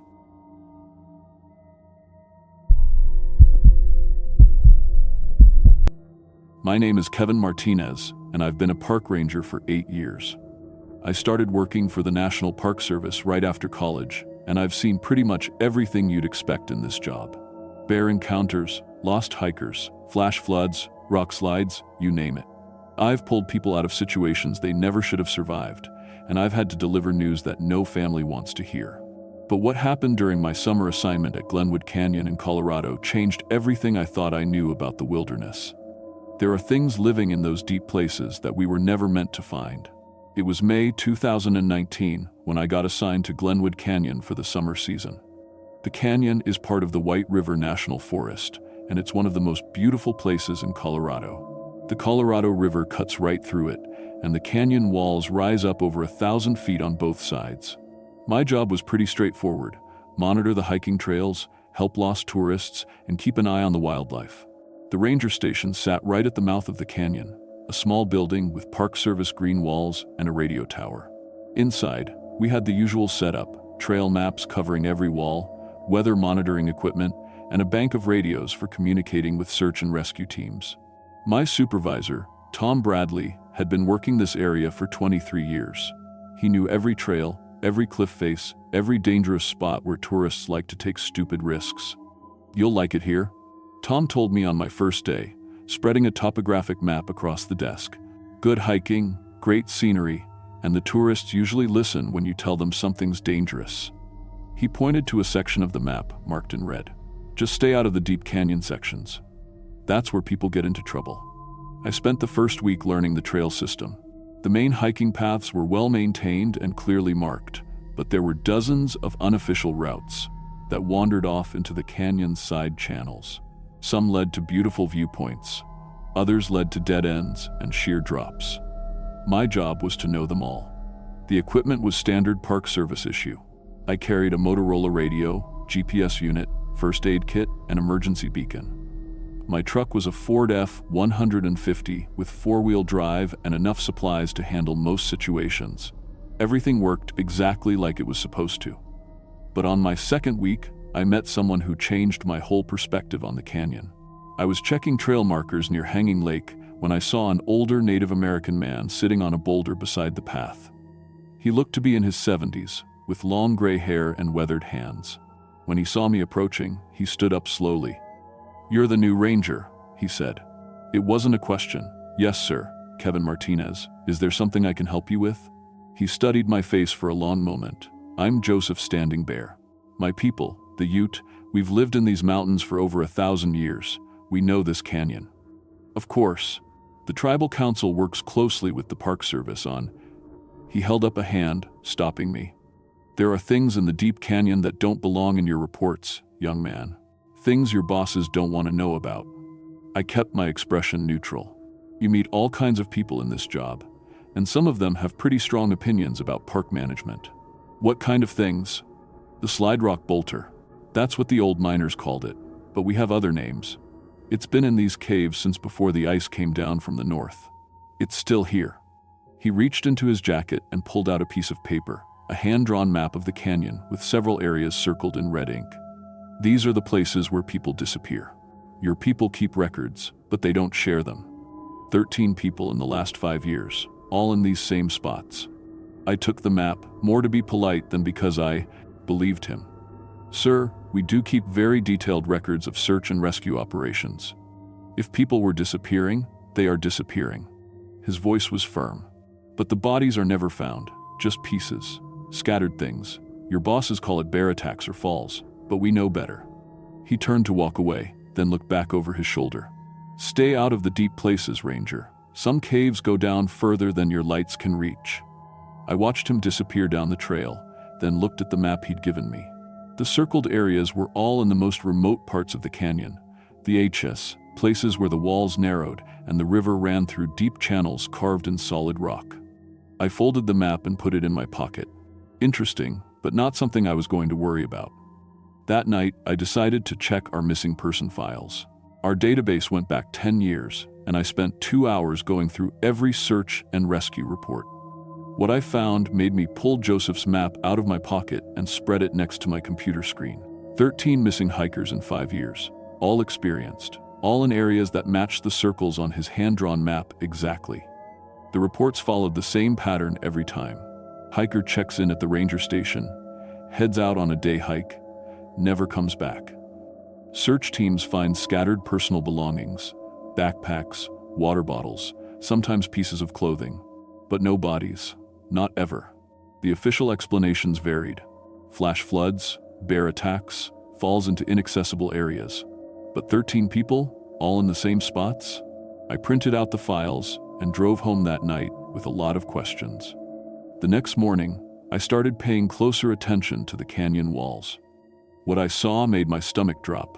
Near Devil's Playground, a narrow section about 3 miles up from the ranger station, I found marks in the rock that didn't make any sense. They looked like massive scratches, carved deep into the canyon wall, about 30 feet up from the river. Each mark was roughly 4 inches wide and over 10 feet long. Whatever made them had scraped through solid limestone like it was soft clay. I radioed Tom. "Hey, I'm up at Devil's Playground. There are some unusual markings on the rock face here. Looks like something big scraped against the wall." "How big?" I measured one of the marks with my tape measure. 30 feet long, maybe more. And deep, really deep. Static filled the radio for a few seconds. Probably old mining equipment. They used to haul big machinery through that section back in the 1800s. But I knew mining equipment when I saw it. These marks were organic. They curved and twisted like something alive had made them. I took pictures with my digital camera and measured everything carefully. The marks started about 20 feet up the canyon wall and extended upward at an angle, like something enormous had pulled itself up and over the rocks. That afternoon, I talked to some of the regular climbers who used the canyon. These were serious people, mountain guides and rescue volunteers who knew every cliff face in the area. "Oh yeah," said Maria Santos, a climbing instructor from Aspen. "We've all seen those marks. There are more of them further up the canyon, way more." "Any idea what made them?" She exchanged looks with her climbing partner. We don't really talk about it, but... She lowered her voice. Sometimes when we're climbing the deep sections, you get this feeling like something's watching you. Something big. My partner Dave swears he saw something moving in the shadows between the rocks last month. Something that was way too big to be any animal we know about. Dave nodded. It was at least 100 feet long, thick as a tree trunk. Moved like a snake, but no snake gets that big. Not in Colorado. I felt cold despite the warm afternoon Sunday. Did you report it? To who? The Park Service doesn't want to hear about stuff like that. Bad for tourism. That evening, I set up trail cameras at 3 different locations along the canyon. High-end units with night vision and motion sensors. If there was something big moving around out there, I was going to get proof. 3 days later, I checked the cameras. The first 2 showed normal wildlife. Deer, a few black bears, some mountain goats. But the third camera, positioned near the deepest part of the canyon, had captured something that made my hands shake as I watched the footage. At 2:47 a.m., the motion sensor triggered. The infrared image showed rocks and shadows, and then something massive moved across the frame. It was thick and serpentine, easily 8 feet in diameter. The creature moved with fluid grace between boulders that would have blocked any normal animal. In the brief seconds it was visible, I could see that it was much, much longer than the camera's field of view. I watched the footage 17 times. Each time I noticed new details. Scales that reflected the infrared light. A head that was triangular and definitely reptilian. Eyes that glowed like reflectors when they caught the camera's beam. I saved the footage to 3 different memory cards and drove straight to the ranger station. Tom, you need to see this.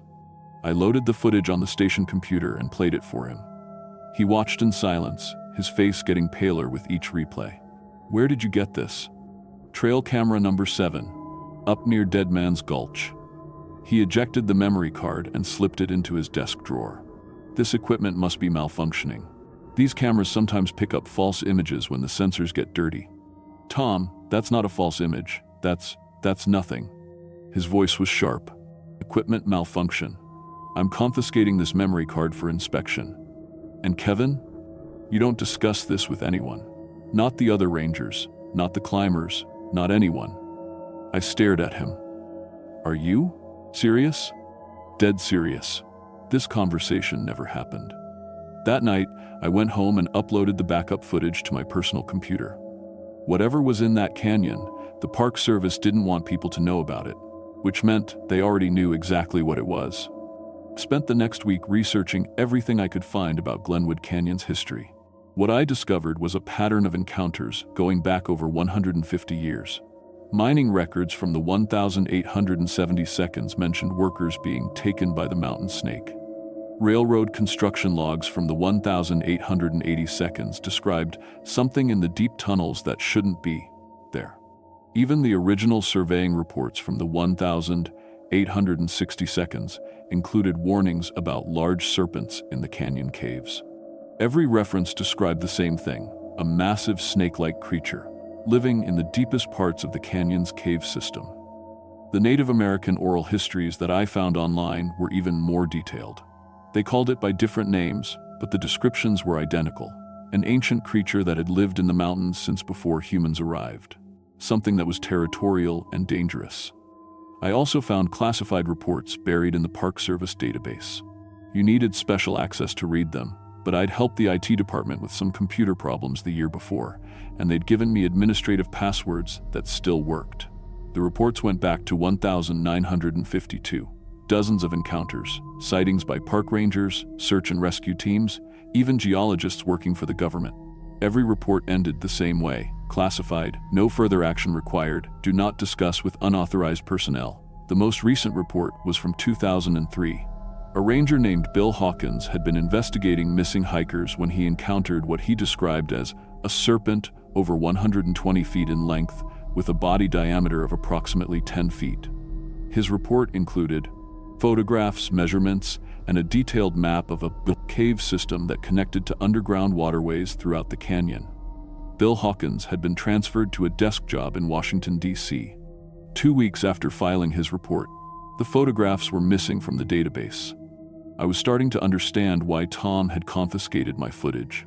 The Park Service had been covering this up for decades, but I couldn't let it go. People were disappearing, and I had a responsibility to figure out what was happening to them. I decided to investigate the cave system that Bill Hawkins had mapped. According to his coordinates, the main entrance was in a section called Devil's Throat, about 5 miles up the canyon from the ranger station. I waited until my day off, then hiked up to the area with full cave exploration gear, headlamps, rope, emergency radio, and enough supplies for 6 hours underground. The entrance was exactly where Hawkins had said it would be, hidden behind a rockfall that looked natural but had clearly been arranged to block the opening. It took me an hour to move enough rocks to squeeze through. The cave entrance was massive, easily 20 feet high and 30 feet wide. My headlamp beam disappeared into the darkness beyond. The tunnel sloped downward at a steep angle, and the walls were smooth limestone carved by millions of years of water flow. But there were other marks too, deep grooves in the rock that matched the scratches I'd found on the canyon walls. Something big had been using this tunnel regularly.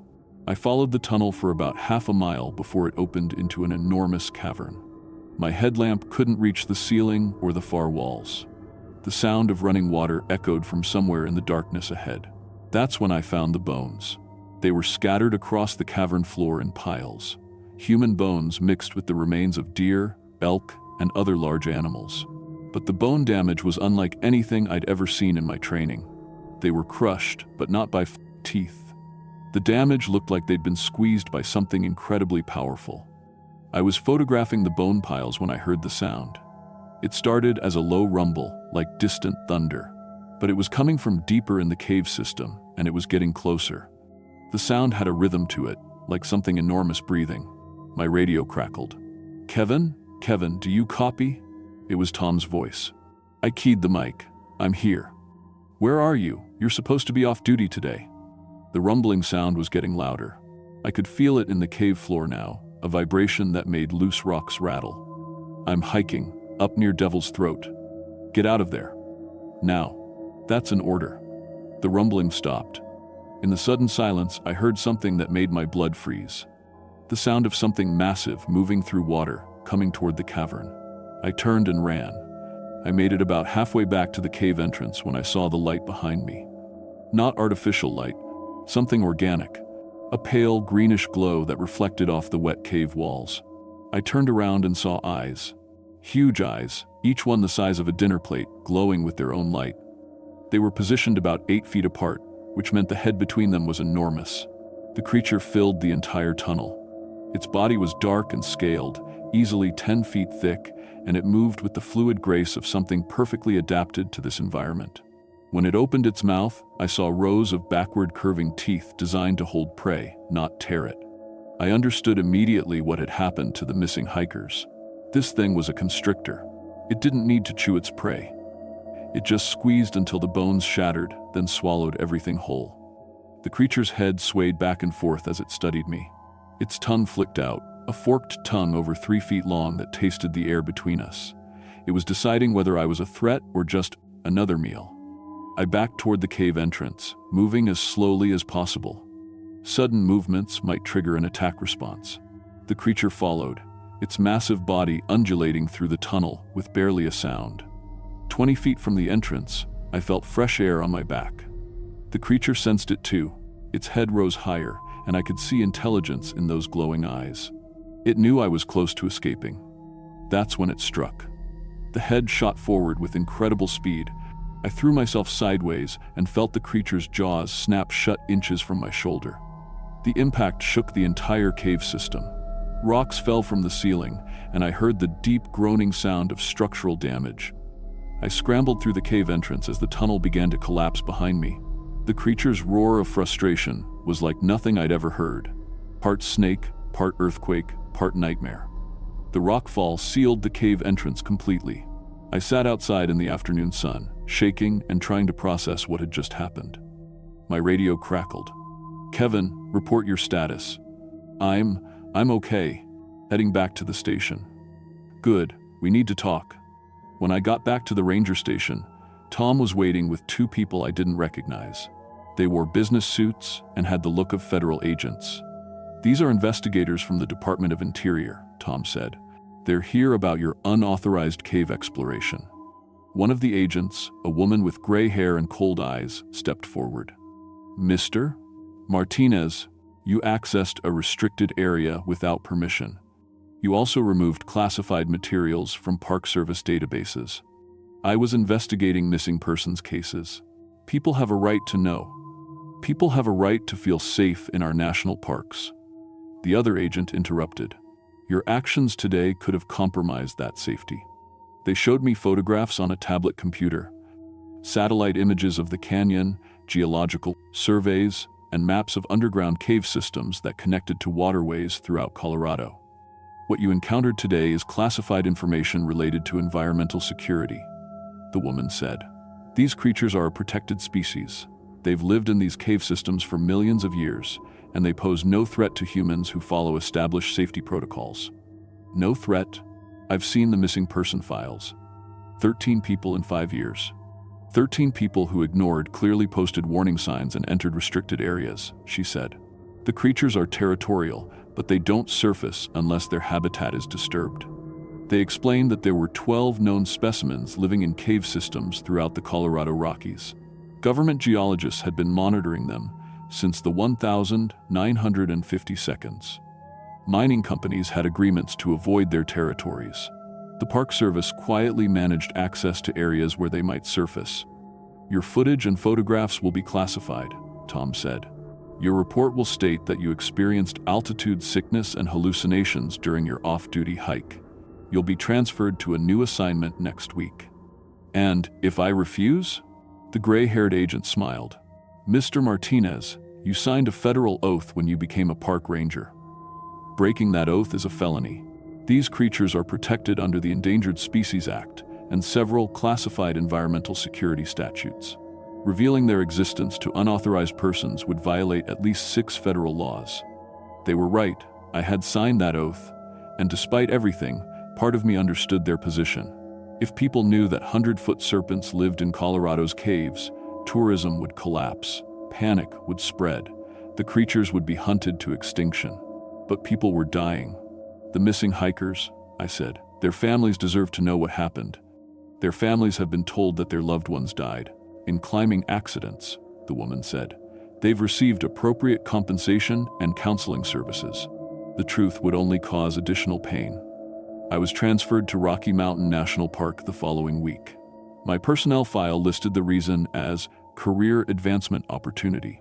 My footage and photographs disappeared from all Park Service databases. I spent 6 months trying to convince myself that the agents were right. The creatures were ancient and territorial. If people stayed in designated areas, they were safe. The missing hikers had all ignored warning signs and entered restricted zones. But I couldn't stop researching. I found similar encounters throughout the Rocky Mountains.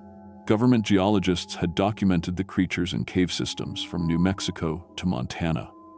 Mining operations had been quietly rerouted to avoid their territories since the 1800s.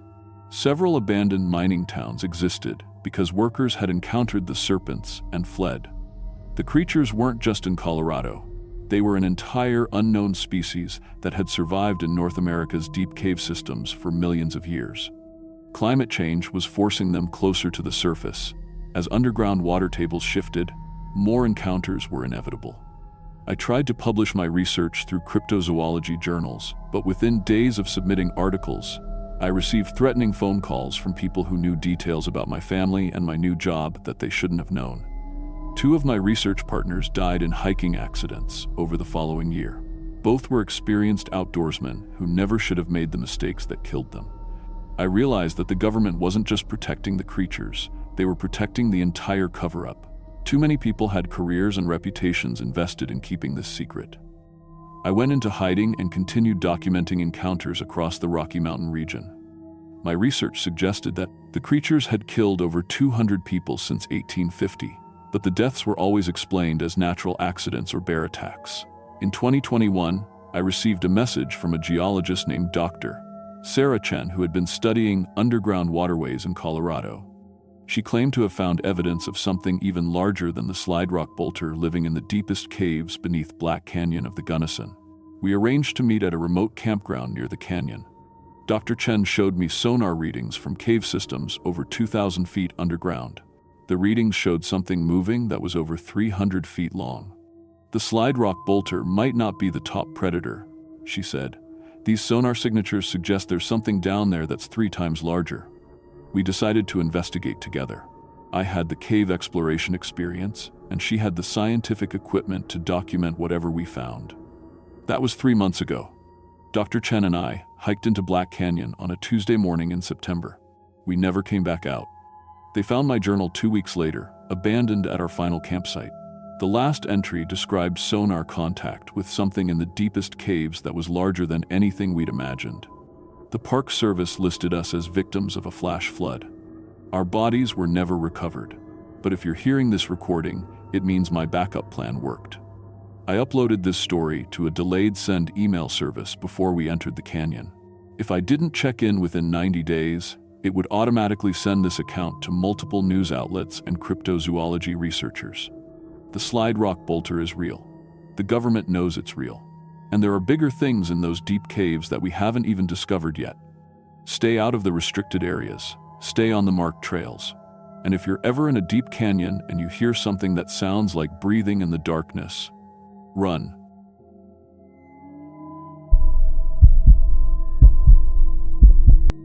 My name is Mike Henderson, and I've been a cave guide and spelunker for 12 years. I work in southeastern Colorado, leading advanced tours through some of the deepest cave systems in North America. I've crawled through passages so narrow you have to exhale to fit through, rappelled down pits over 300 feet deep, and spent weeks mapping underground networks that nobody else even knew existed. I've seen plenty of weird stuff down there, cave formations that look like faces, underground lakes that go deeper than anyone can measure, and animal bones that are way older than they should be. But what I found near the New Mexico border last spring changed everything I thought I knew about what lives beneath our feet. I've always been the guy people call when they need someone to check out a new cave system. My certification from the National Speleological Society and my cave rescue training mean I can handle stuff that would send most people running back to the surface. I've pulled injured cavers out of places where one wrong move means a 200-foot fall, and I've mapped cave systems that stretch for miles underground. My headlamp has over 500 hours on it, my ropes are rated for rescue operations, and I know these mountains like most people know their neighborhood streets. The discovery started with a simple contract job. A mining company was doing surveys for a new copper operation when their ground-penetrating radar picked up empty spaces about 2 miles from the main road.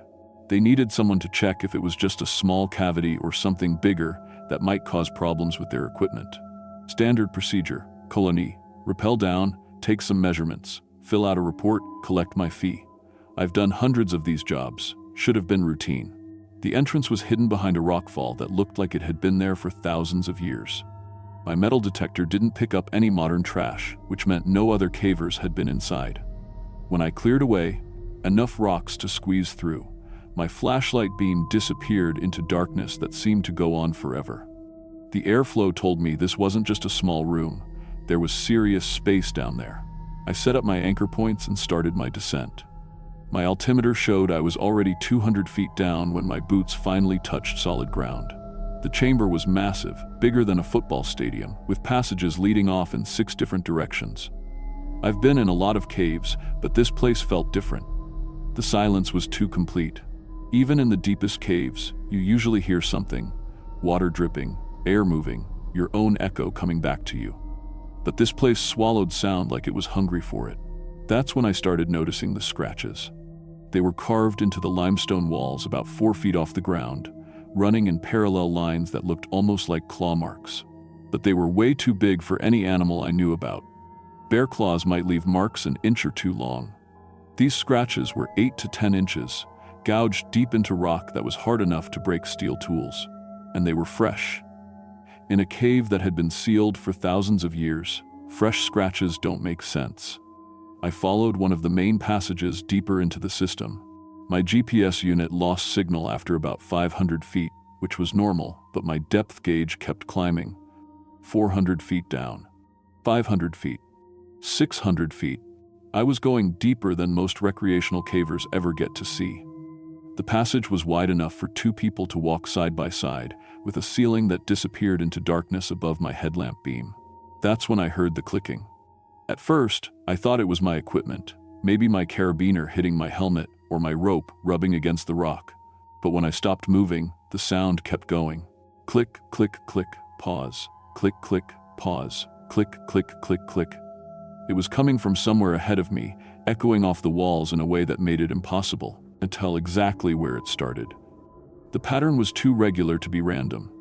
It sounded almost like Morse code, but not quite. More like someone tapping out a rhythm with their fingernails on a hard surface, or something with claws tapping against stone. I pulled out my digital recorder and captured about 5 minutes of the clicking. When I played it back, I could hear the pattern more clearly. Groups of clicks separated by pauses of different lengths. It wasn't random noise, there was definitely a structure to it, but it wasn't any kind of communication I recognized. My motion detector started going crazy. The device is designed to pick up movement in caves to help locate lost cavers or identify unstable areas. It was showing movement in passages that were too narrow for humans, picking up signals from areas I couldn't even see.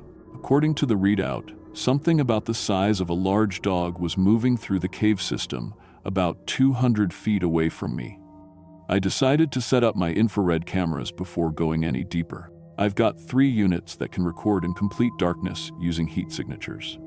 I positioned them to cover the main passages and set them to motion activation mode. If something was moving around down there, I'd get footage of it.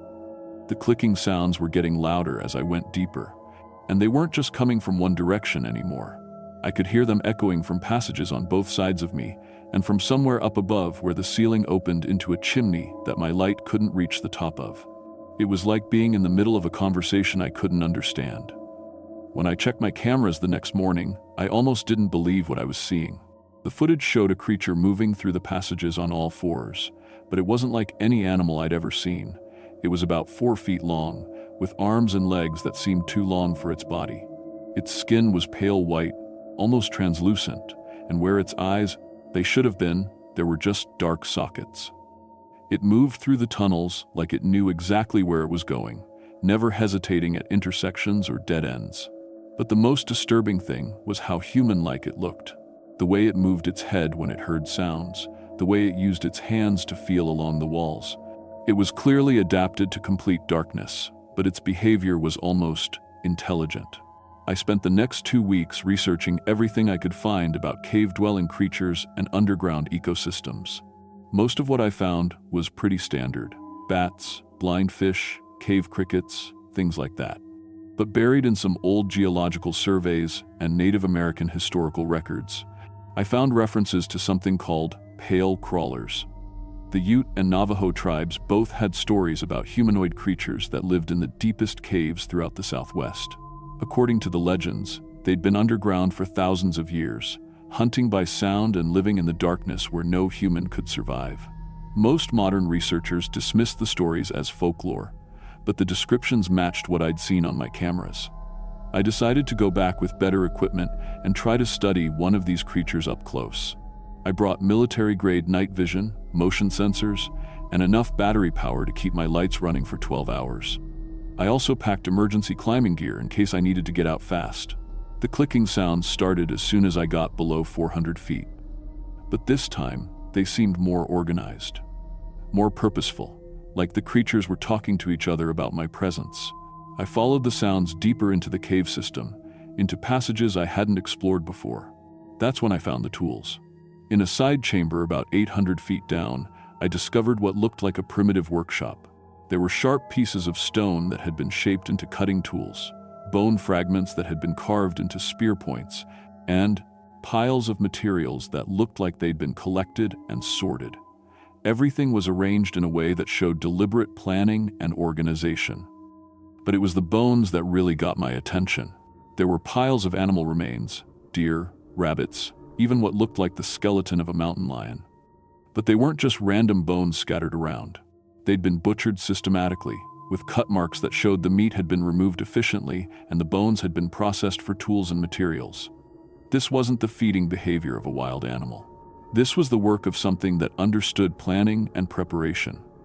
I was documenting the bone piles with my camera when my headlamp started flickering.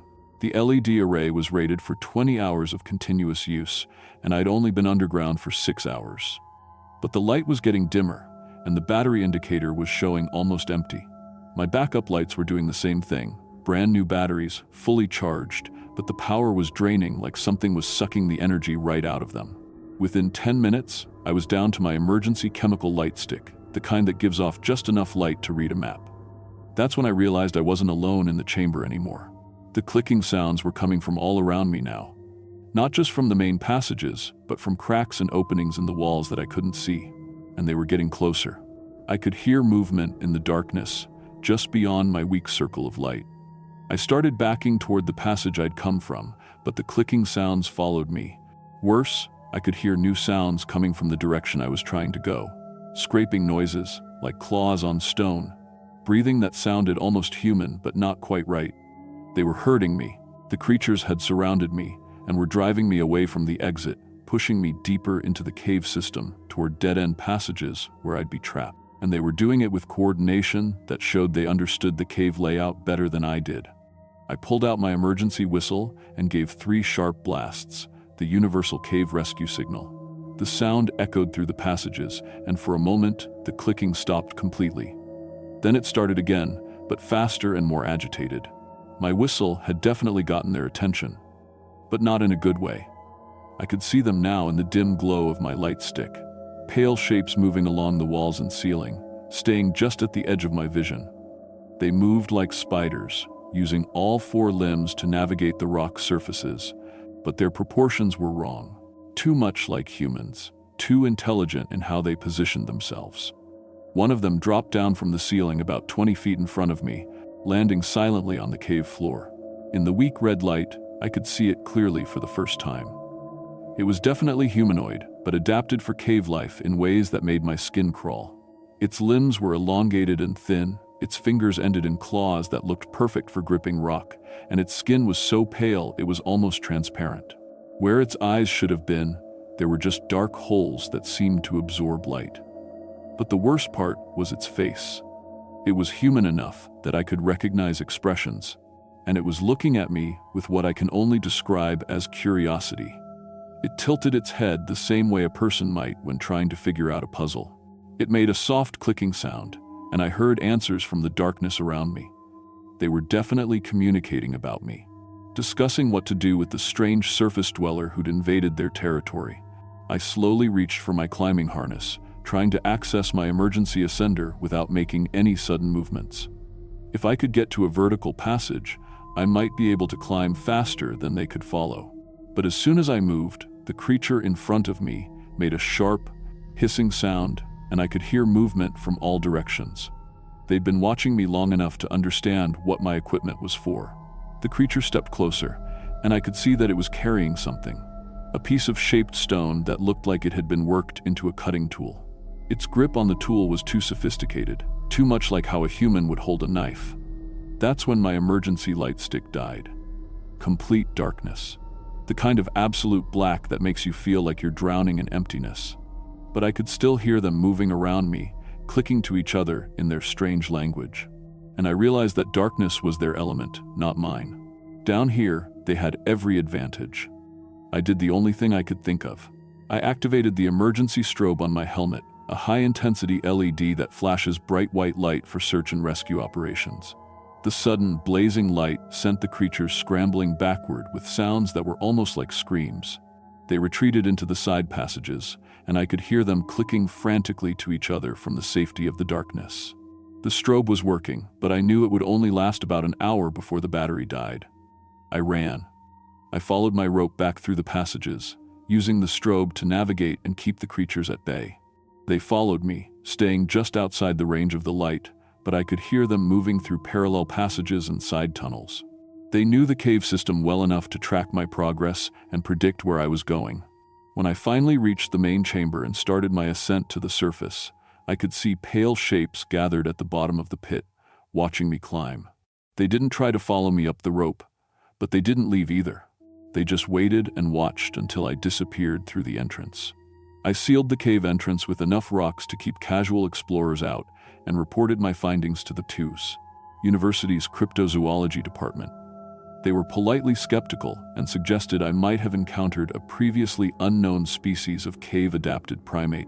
When I offered to take a research team back to the site, they were interested enough to approve a small expedition. But when we returned 2 weeks later, the creatures were gone. The workshop area had been cleared out completely. The bone piles were gone, the tools were missing, and even the scratch marks on the walls had been covered over with mud and debris. It was like they'd erased every trace of their presence before moving deeper into the cave system. The research team found enough evidence to confirm that something unusual had been living down there, but without the tools and bone piles, they couldn't draw any definitive conclusions. The official report listed the findings as consistent with unknown cave-dwelling fauna and recommended further study. But further study never happened. 3 months later, I got a visit from 2 men in dark suits who claimed to be from the Department of the Interior. They had paperwork showing that the cave system was being classified as a protected archaeological site and would be permanently closed to public access. They also had non-disclosure agreements for me to sign, along with what they called consulting fees, that were large enough to cover my income for the next 2 years. When I asked about the research team's findings, they told me that similar discoveries had been made in cave systems across Colorado, New Mexico, and Utah. Government scientists were studying what they believed to be a previously unknown branch of human evolution that had adapted to underground life over thousands of years. They made it clear that this information was classified for national security reasons. The discovery of an intelligent humanoid species living beneath populated areas could cause widespread panic and potentially dangerous attempts to locate and exploit these communities. I signed the papers. What choice did I have? But I kept exploring other cave systems, and I wasn't the only one who'd encountered something like this. I started hearing stories from other cavers, always told quietly, always off the record. Stories about pale figures seen in the deepest passages, about tools and shelters found in caves that were supposed to be empty, about clicking sounds that followed explorers through underground networks. The patterns were always the same: initial discovery, official interest, then sudden classification and closure. It happened to caves in Arizona, Nevada, even as far north as Montana. And always, the discoverers were paid to stay quiet and encouraged to find new careers. I still work as a cave guide, but only for the tourist caves now. The shallow, well-lit systems where the biggest danger is a twisted ankle or a scraped knee. But sometimes, when I'm leading a group through the safe passages, I'll hear a sound that makes me stop and listen. A soft clicking that might be water dripping, or rock settling, or something else entirely. And I'll remember those pale figures watching me from the darkness, those intelligent eyes that had adapted to a world without light, and I'll wonder what else is living down there in the deep places where humans aren't supposed to go. The government was right about one thing. Some discoveries are too dangerous to share, because now I know that we're not alone on this planet. We never were. We just convinced ourselves that the surface world was all there was, while older things than us built their cities in the darkness below our feet. Sometimes I think about going back, about finding another entrance to that cave system and trying to make contact with them properly, but then I remember how they looked at me in that workshop chamber, with those empty eye sockets that somehow managed to convey intelligence and hunger at the same time. And I realize that maybe some neighbors are better left undisturbed.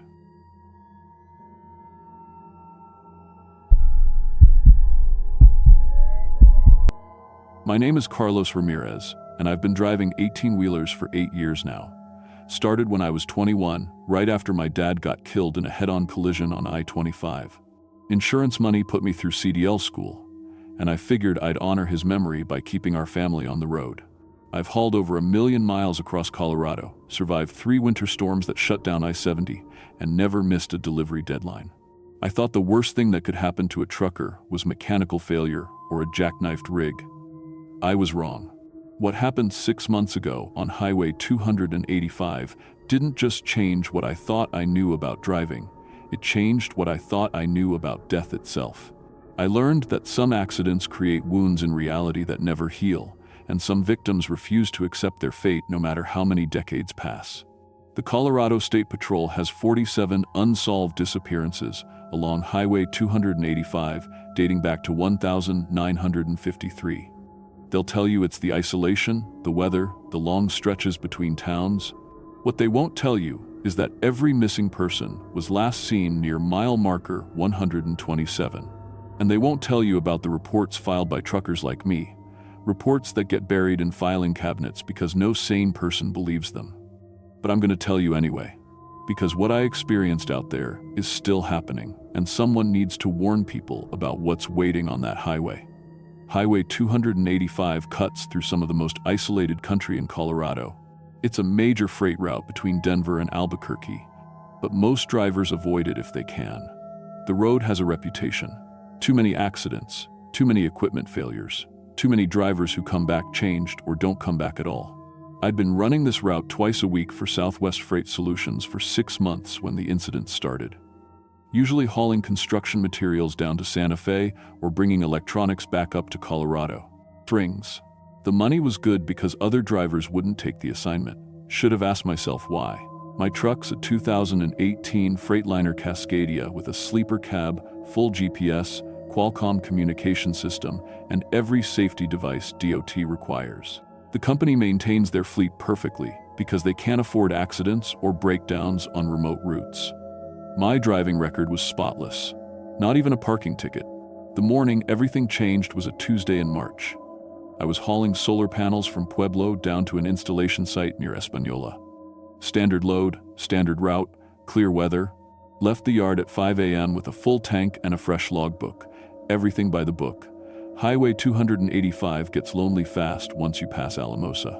You might see another truck every 30 minutes, maybe a ranch pickup heading to town. Cell service dies around mile marker 120, and your CB picks up more static than chatter. The landscape turns into endless sagebrush and distant mountains that seem to watch you drive. That's why experienced drivers notice things that don't belong. When you run the same route twice a week, you memorize every landmark, every building, every place where hitchhikers usually stand. You develop patterns, instincts, survival habits for roads that can kill you if you're not paying attention. For 3 months, I'd been seeing the same woman at mile marker 127, always there on southbound runs, always in the same spot, always wearing a white dress that looked like it belonged in a museum. I figured she was local, maybe walking to work somewhere. Didn't think much about it until I realized she was there at different times of day, in different weather, always looking exactly the same. That should have been my first warning. The woman appeared normal from a distance, young, maybe early 20s, standing about 50 yards past mile marker 127. She'd hold out her thumb when she saw trucks coming, but unlike every other hitchhiker I'd ever have seen, she never looked desperate or tired or worried. She just smiled and waved like she was greeting old friends. Her dress bothered me from the beginning. Pure white, fitted at the waist, full skirt that fell to her knees, the kind of thing you'd wear to a formal dance in the 1,950 seconds. Her hair was done up in perfect victory rolls, and even from 70 miles per hour, I could see bright red lipstick that looked fresh as paint. The first time I saw her, I figured she was heading to some themed restaurant or historical reenactment. Colorado has plenty of tourist attractions that require period costumes. But the second time, 2 weeks later, she was wearing the exact same outfit. Same hairstyle, same makeup, same pleasant smile. By the fourth sighting, I started paying closer attention. I'd slow down when I approached mile 127, getting a better look through my passenger window. The dress wasn't just vintage, it was pristine. No wrinkles, no stains, no signs of wear, despite standing beside a highway where semis kick up dust and gravel. And she never looked hot or cold, no matter the weather. I saw her during a spring snowstorm, still in that sleeveless white dress, not even shivering. Saw her during a 90-degree day with zero shade, not sweating, not seeking shelter. I started asking other drivers about her on the CB. Keyed up around mile 125 and casually mentioned the woman in white. Got immediate responses from truckers I'd never met. Been seeing her since Christmas, said a driver named Pete. Pretty girl, but something ain't right about her. I've driven past her dozen times, added another voice. Never seen anyone pick her up. Makes you wonder where she goes at night. Sarah, a livestock hauler I knew from truck stops, had the most disturbing observation. Saw her last Tuesday at 6 a.m. Then again, on my return trip at 4 p.m. Same exact spot, same exact pose, like she hadn't moved in 10 hours. The more I learned, the more wrong it became. Multiple drivers seeing her at impossible times, in impossible conditions, showing no signs of normal human needs. But the detail that made my blood run cold came from an old-timer named Frank, who'd been driving 285 for 20 years. First saw that girl in 2003, he said over the CB. Hasn't aged a day. The first real proof something was wrong came on a Thursday in April. I was making my usual run, came around the curve before mile 127, and there she was in the late afternoon Sunday. But this time, when I got close enough to see her clearly, I noticed something that made my hands tighten on the steering wheel. She wasn't casting a shadow. The sun was low, hitting the highway at a perfect angle that threw long shadows from every fence post, every mile marker, every piece of roadside debris. But where this woman stood, there was nothing. Just empty asphalt where her shadow should have been. I checked my passenger mirror as I passed, and my stomach dropped. In the reflection, the spot where she'd been standing looked completely empty, like there was nobody there at all. But I could still see her when I looked directly through my side window, waving goodbye with that same pleasant smile. That night at the truck stop, I couldn't eat dinner. Couldn't sleep either. Kept thinking about what I'd seen, trying to come up with logical explanations. Weird lighting angles, defective mirrors, fatigue hallucinations. But deep down, I knew I'd witnessed something that violated the basic laws of reality. My equipment started malfunctioning around mile marker 127. CB radio would go dead for exactly 2 minutes between mile 125 and 129, then crackle back to life with crystal clear reception. During those silent periods, I'd hear fragments of old music bleeding through the static. Big band songs from the 1,940 seconds, voices talking about ration books and victory gardens and boys coming home from the war. The GPS went insane in that same stretch. Instead of showing Highway 285, it would display a completely different road configuration, narrower, with different landmarks, following a route that didn't match what I could see through my windshield. The timestamps would flicker between 2018 and 1953.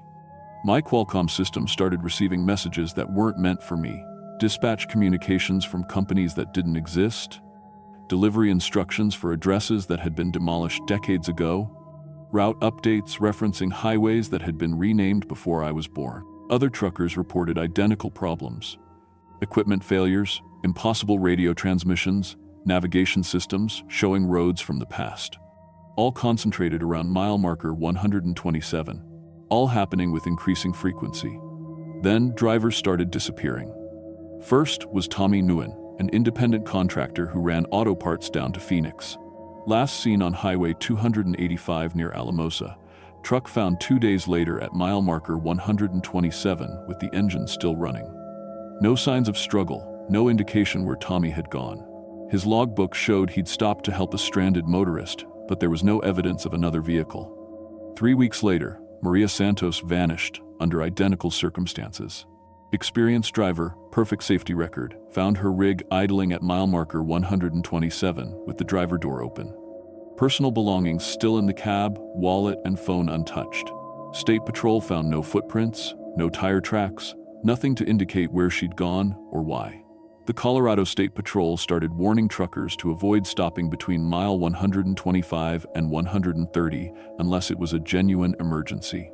They set up regular patrols, installed emergency call boxes, even put up signs warning about the disappearances. But drivers kept vanishing. That's when I decided to break company policy and find out what was really happening at mile marker 127. The decision came after I found out about Patricia Gomez. I'd been researching the area's history, trying to understand why so many people vanished in one specific location.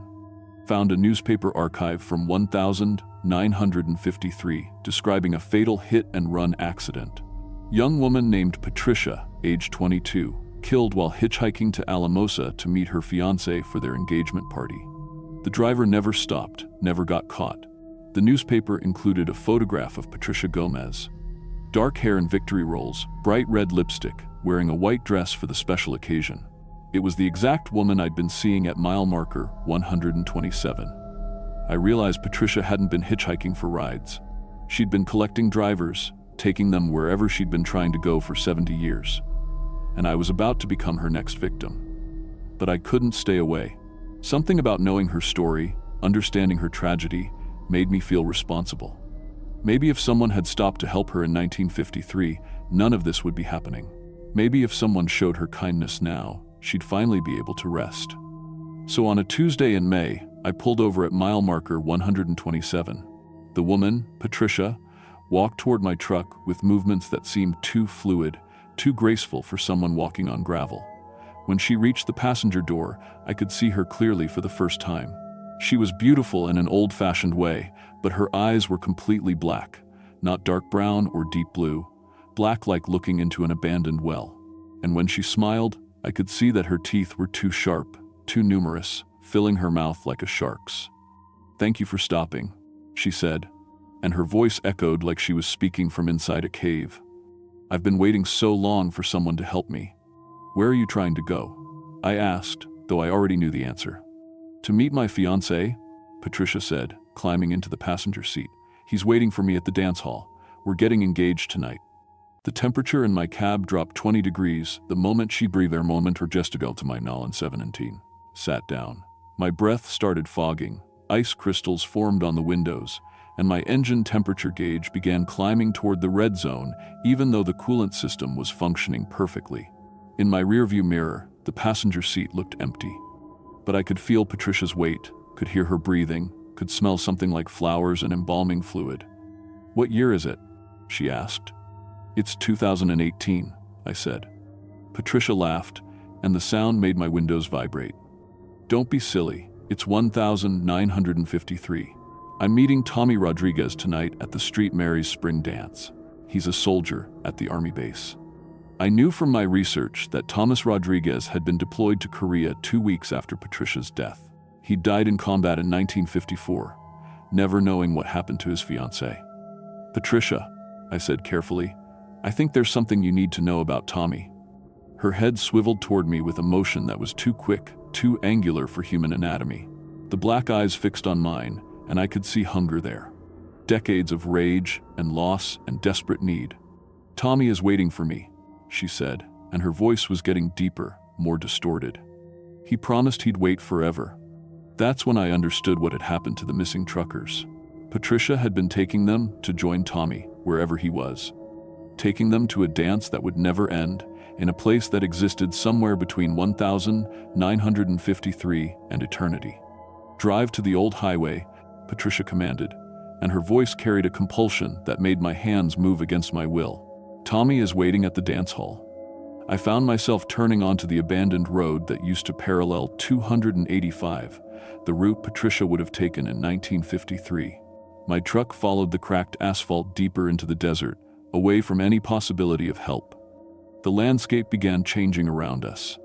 Modern utility poles faded away, replaced by older wooden ones. Ranch houses dissolved into prairie grass. Road. Signs shifted from contemporary green to vintage white with black lettering. We were driving backward through time. "Stop here," Patricia said when we reached a stretch of road that shouldn't exist. "The dance hall is just through those trees." I could see lights flickering beyond a grove of cottonwoods, warm yellow light like gas lamps or kerosene lanterns. Music drifted through my open windows, big band melodies from the 1940 seconds. I could hear laughter, conversation, the sounds of a celebration that had been going on for 70 years. "Come with me," Patricia said, and when I looked at her, she was no longer trying to appear human. Her skin was gray as concrete, her hair hung in wet strands around a face that was mostly empty sockets and exposed bone. The white dress was stained with old blood and desert sand. "Tommy is waiting," she whispered through teeth that had become jagged glass. "All of them are waiting. The truckers who helped me, the drivers who stopped. They're all dancing with us now, forever and ever and ever." Through the trees, I could see figures moving in the yellow light. Men in trucking uniforms, women in vintage dresses, all swaying to music that came from another decade. Their movements were wrong, too stiff, too mechanical, like marionettes controlled by an inexpert hand. I recognized one of the dancers, Tommy Nguyen, the driver who'd disappeared 3 months ago. His eyes were black pits in a face that had been drained of all life and warmth. Patricia grabbed my arm with fingers that felt like icicles wrapped in rotting meat. "Come dance with us, Carlos. Tommy is so lonely. We're all so lonely." But I'd come prepared. The research I'd done hadn't just told me Patricia's story. It had revealed how she'd died and what she'd left unfinished. I reached into my jacket and pulled out a small velvet box. "Patricia," I said, opening the box to reveal a simple gold ring. "This belonged to Tommy Rodriguez. I bought it from his sister in Alamosa." Patricia's grip loosened. The hunger in her black eyes flickered, replaced by confusion. "Tommy wanted to give this to you at the dance," I continued, lying with every word. "But he couldn't wait. He wanted you to have it now." I held out the ring, and Patricia stared at it like she was seeing sunlight after decades of darkness. The rotting flesh on her hand began to heal, the gray skin warming to natural color. He kept his promise?" she whispered. "He kept his promise," I said. "But Patricia, he's not at the dance hall anymore. He's waiting for you somewhere else. Somewhere you can only go if you let the living stay with the living." Patricia took the ring with trembling fingers that were becoming solid, real, human again. As she slipped it onto her finger, the white dress lost its bloodstains, her hair regained its careful curls, her face returned to the beautiful young woman she'd been before the accident. "I can see him," she said, tears streaming down her cheeks. "He's calling for me." The lights through the trees began to fade. The music grew distant and distorted, like a radio losing signal. The landscape around us started returning to 2018, utility poles reappearing, ranch houses solidifying from the desert air. "Thank you," Patricia said, and her voice was warm and grateful and completely human. "Thank you for helping me remember." She faded like morning mist, taking the dancing shadows and phantom music with her. I was alone in my truck on an abandoned stretch of road, holding an empty jewelry box. But the silence felt peaceful instead of threatening. The weight of 70 years of anger and loss had finally lifted from mile marker 127. I never saw Patricia again after that night. Neither did any other trucker who runs Highway 285. The equipment malfunctions stopped, the phantom radio transmissions went silent, and mile marker 127 became just another stretch of highway. The disappearances stopped too. Colorado State Patrol quietly removed their warning signs and emergency call boxes, though they never officially explained why. The missing drivers were never found, but no one else vanished from that cursed stretch of road. I still drive Highway 285 twice a week, but now I carry more than just freight. I keep flowers for roadside memorials, contact information for historical societies, and small gifts that might help other earthbound spirits find peace. Because Patricia taught me something about the roads we travel. Every highway carries the memories of everyone who's ever died on it. Most souls move on naturally, accepting their fate and finding whatever comes next. But sometimes, when death comes suddenly or violently, or leaves important business unfinished, spirits get trapped in the moment of their passing. They replay their final journey over and over, trying to reach destinations they'll never find, waiting for people who will never come. And sometimes, they get so desperate for company that they start taking the living with them. I've helped 7 other highway ghosts find peace since Patricia. Each one had a story, a tragedy, something that needed to be resolved before they could rest. Most just needed someone to acknowledge their death and tell them it was okay to let go. But Patricia was different. Patricia had been taking innocent people to feed her loneliness, turning drivers into eternal dance partners for a celebration that should have ended in 1953. She'd crossed the line from lost soul to predatory spirit, and if I hadn't stopped her, she would have kept collecting victims forever. The Colorado Department of Transportation has 47 unsolved disappearances in their files, all along Highway 285. They'll tell you it's coincidence, bad weather, mechanical failures in remote areas. They won't tell you about the reports that get buried, the evidence that doesn't make sense, the patterns that point to something beyond normal explanation. But drivers know the truth. We talk about it in truck stops, share stories over CB radio, warn each other about the stretches of road that feel wrong, because we understand that some accidents create wounds in reality that never heal properly. Highway 285 is safe now, But Colorado has thousands of miles of lonely road with their own dark histories. And somewhere out there, other spirits are still trying to complete journeys that ended in tragedy decades ago. I keep driving because someone needs to help them find peace before they get desperate enough to start taking the living with them. Because the dead don't always rest easy, and sometimes they need a ride.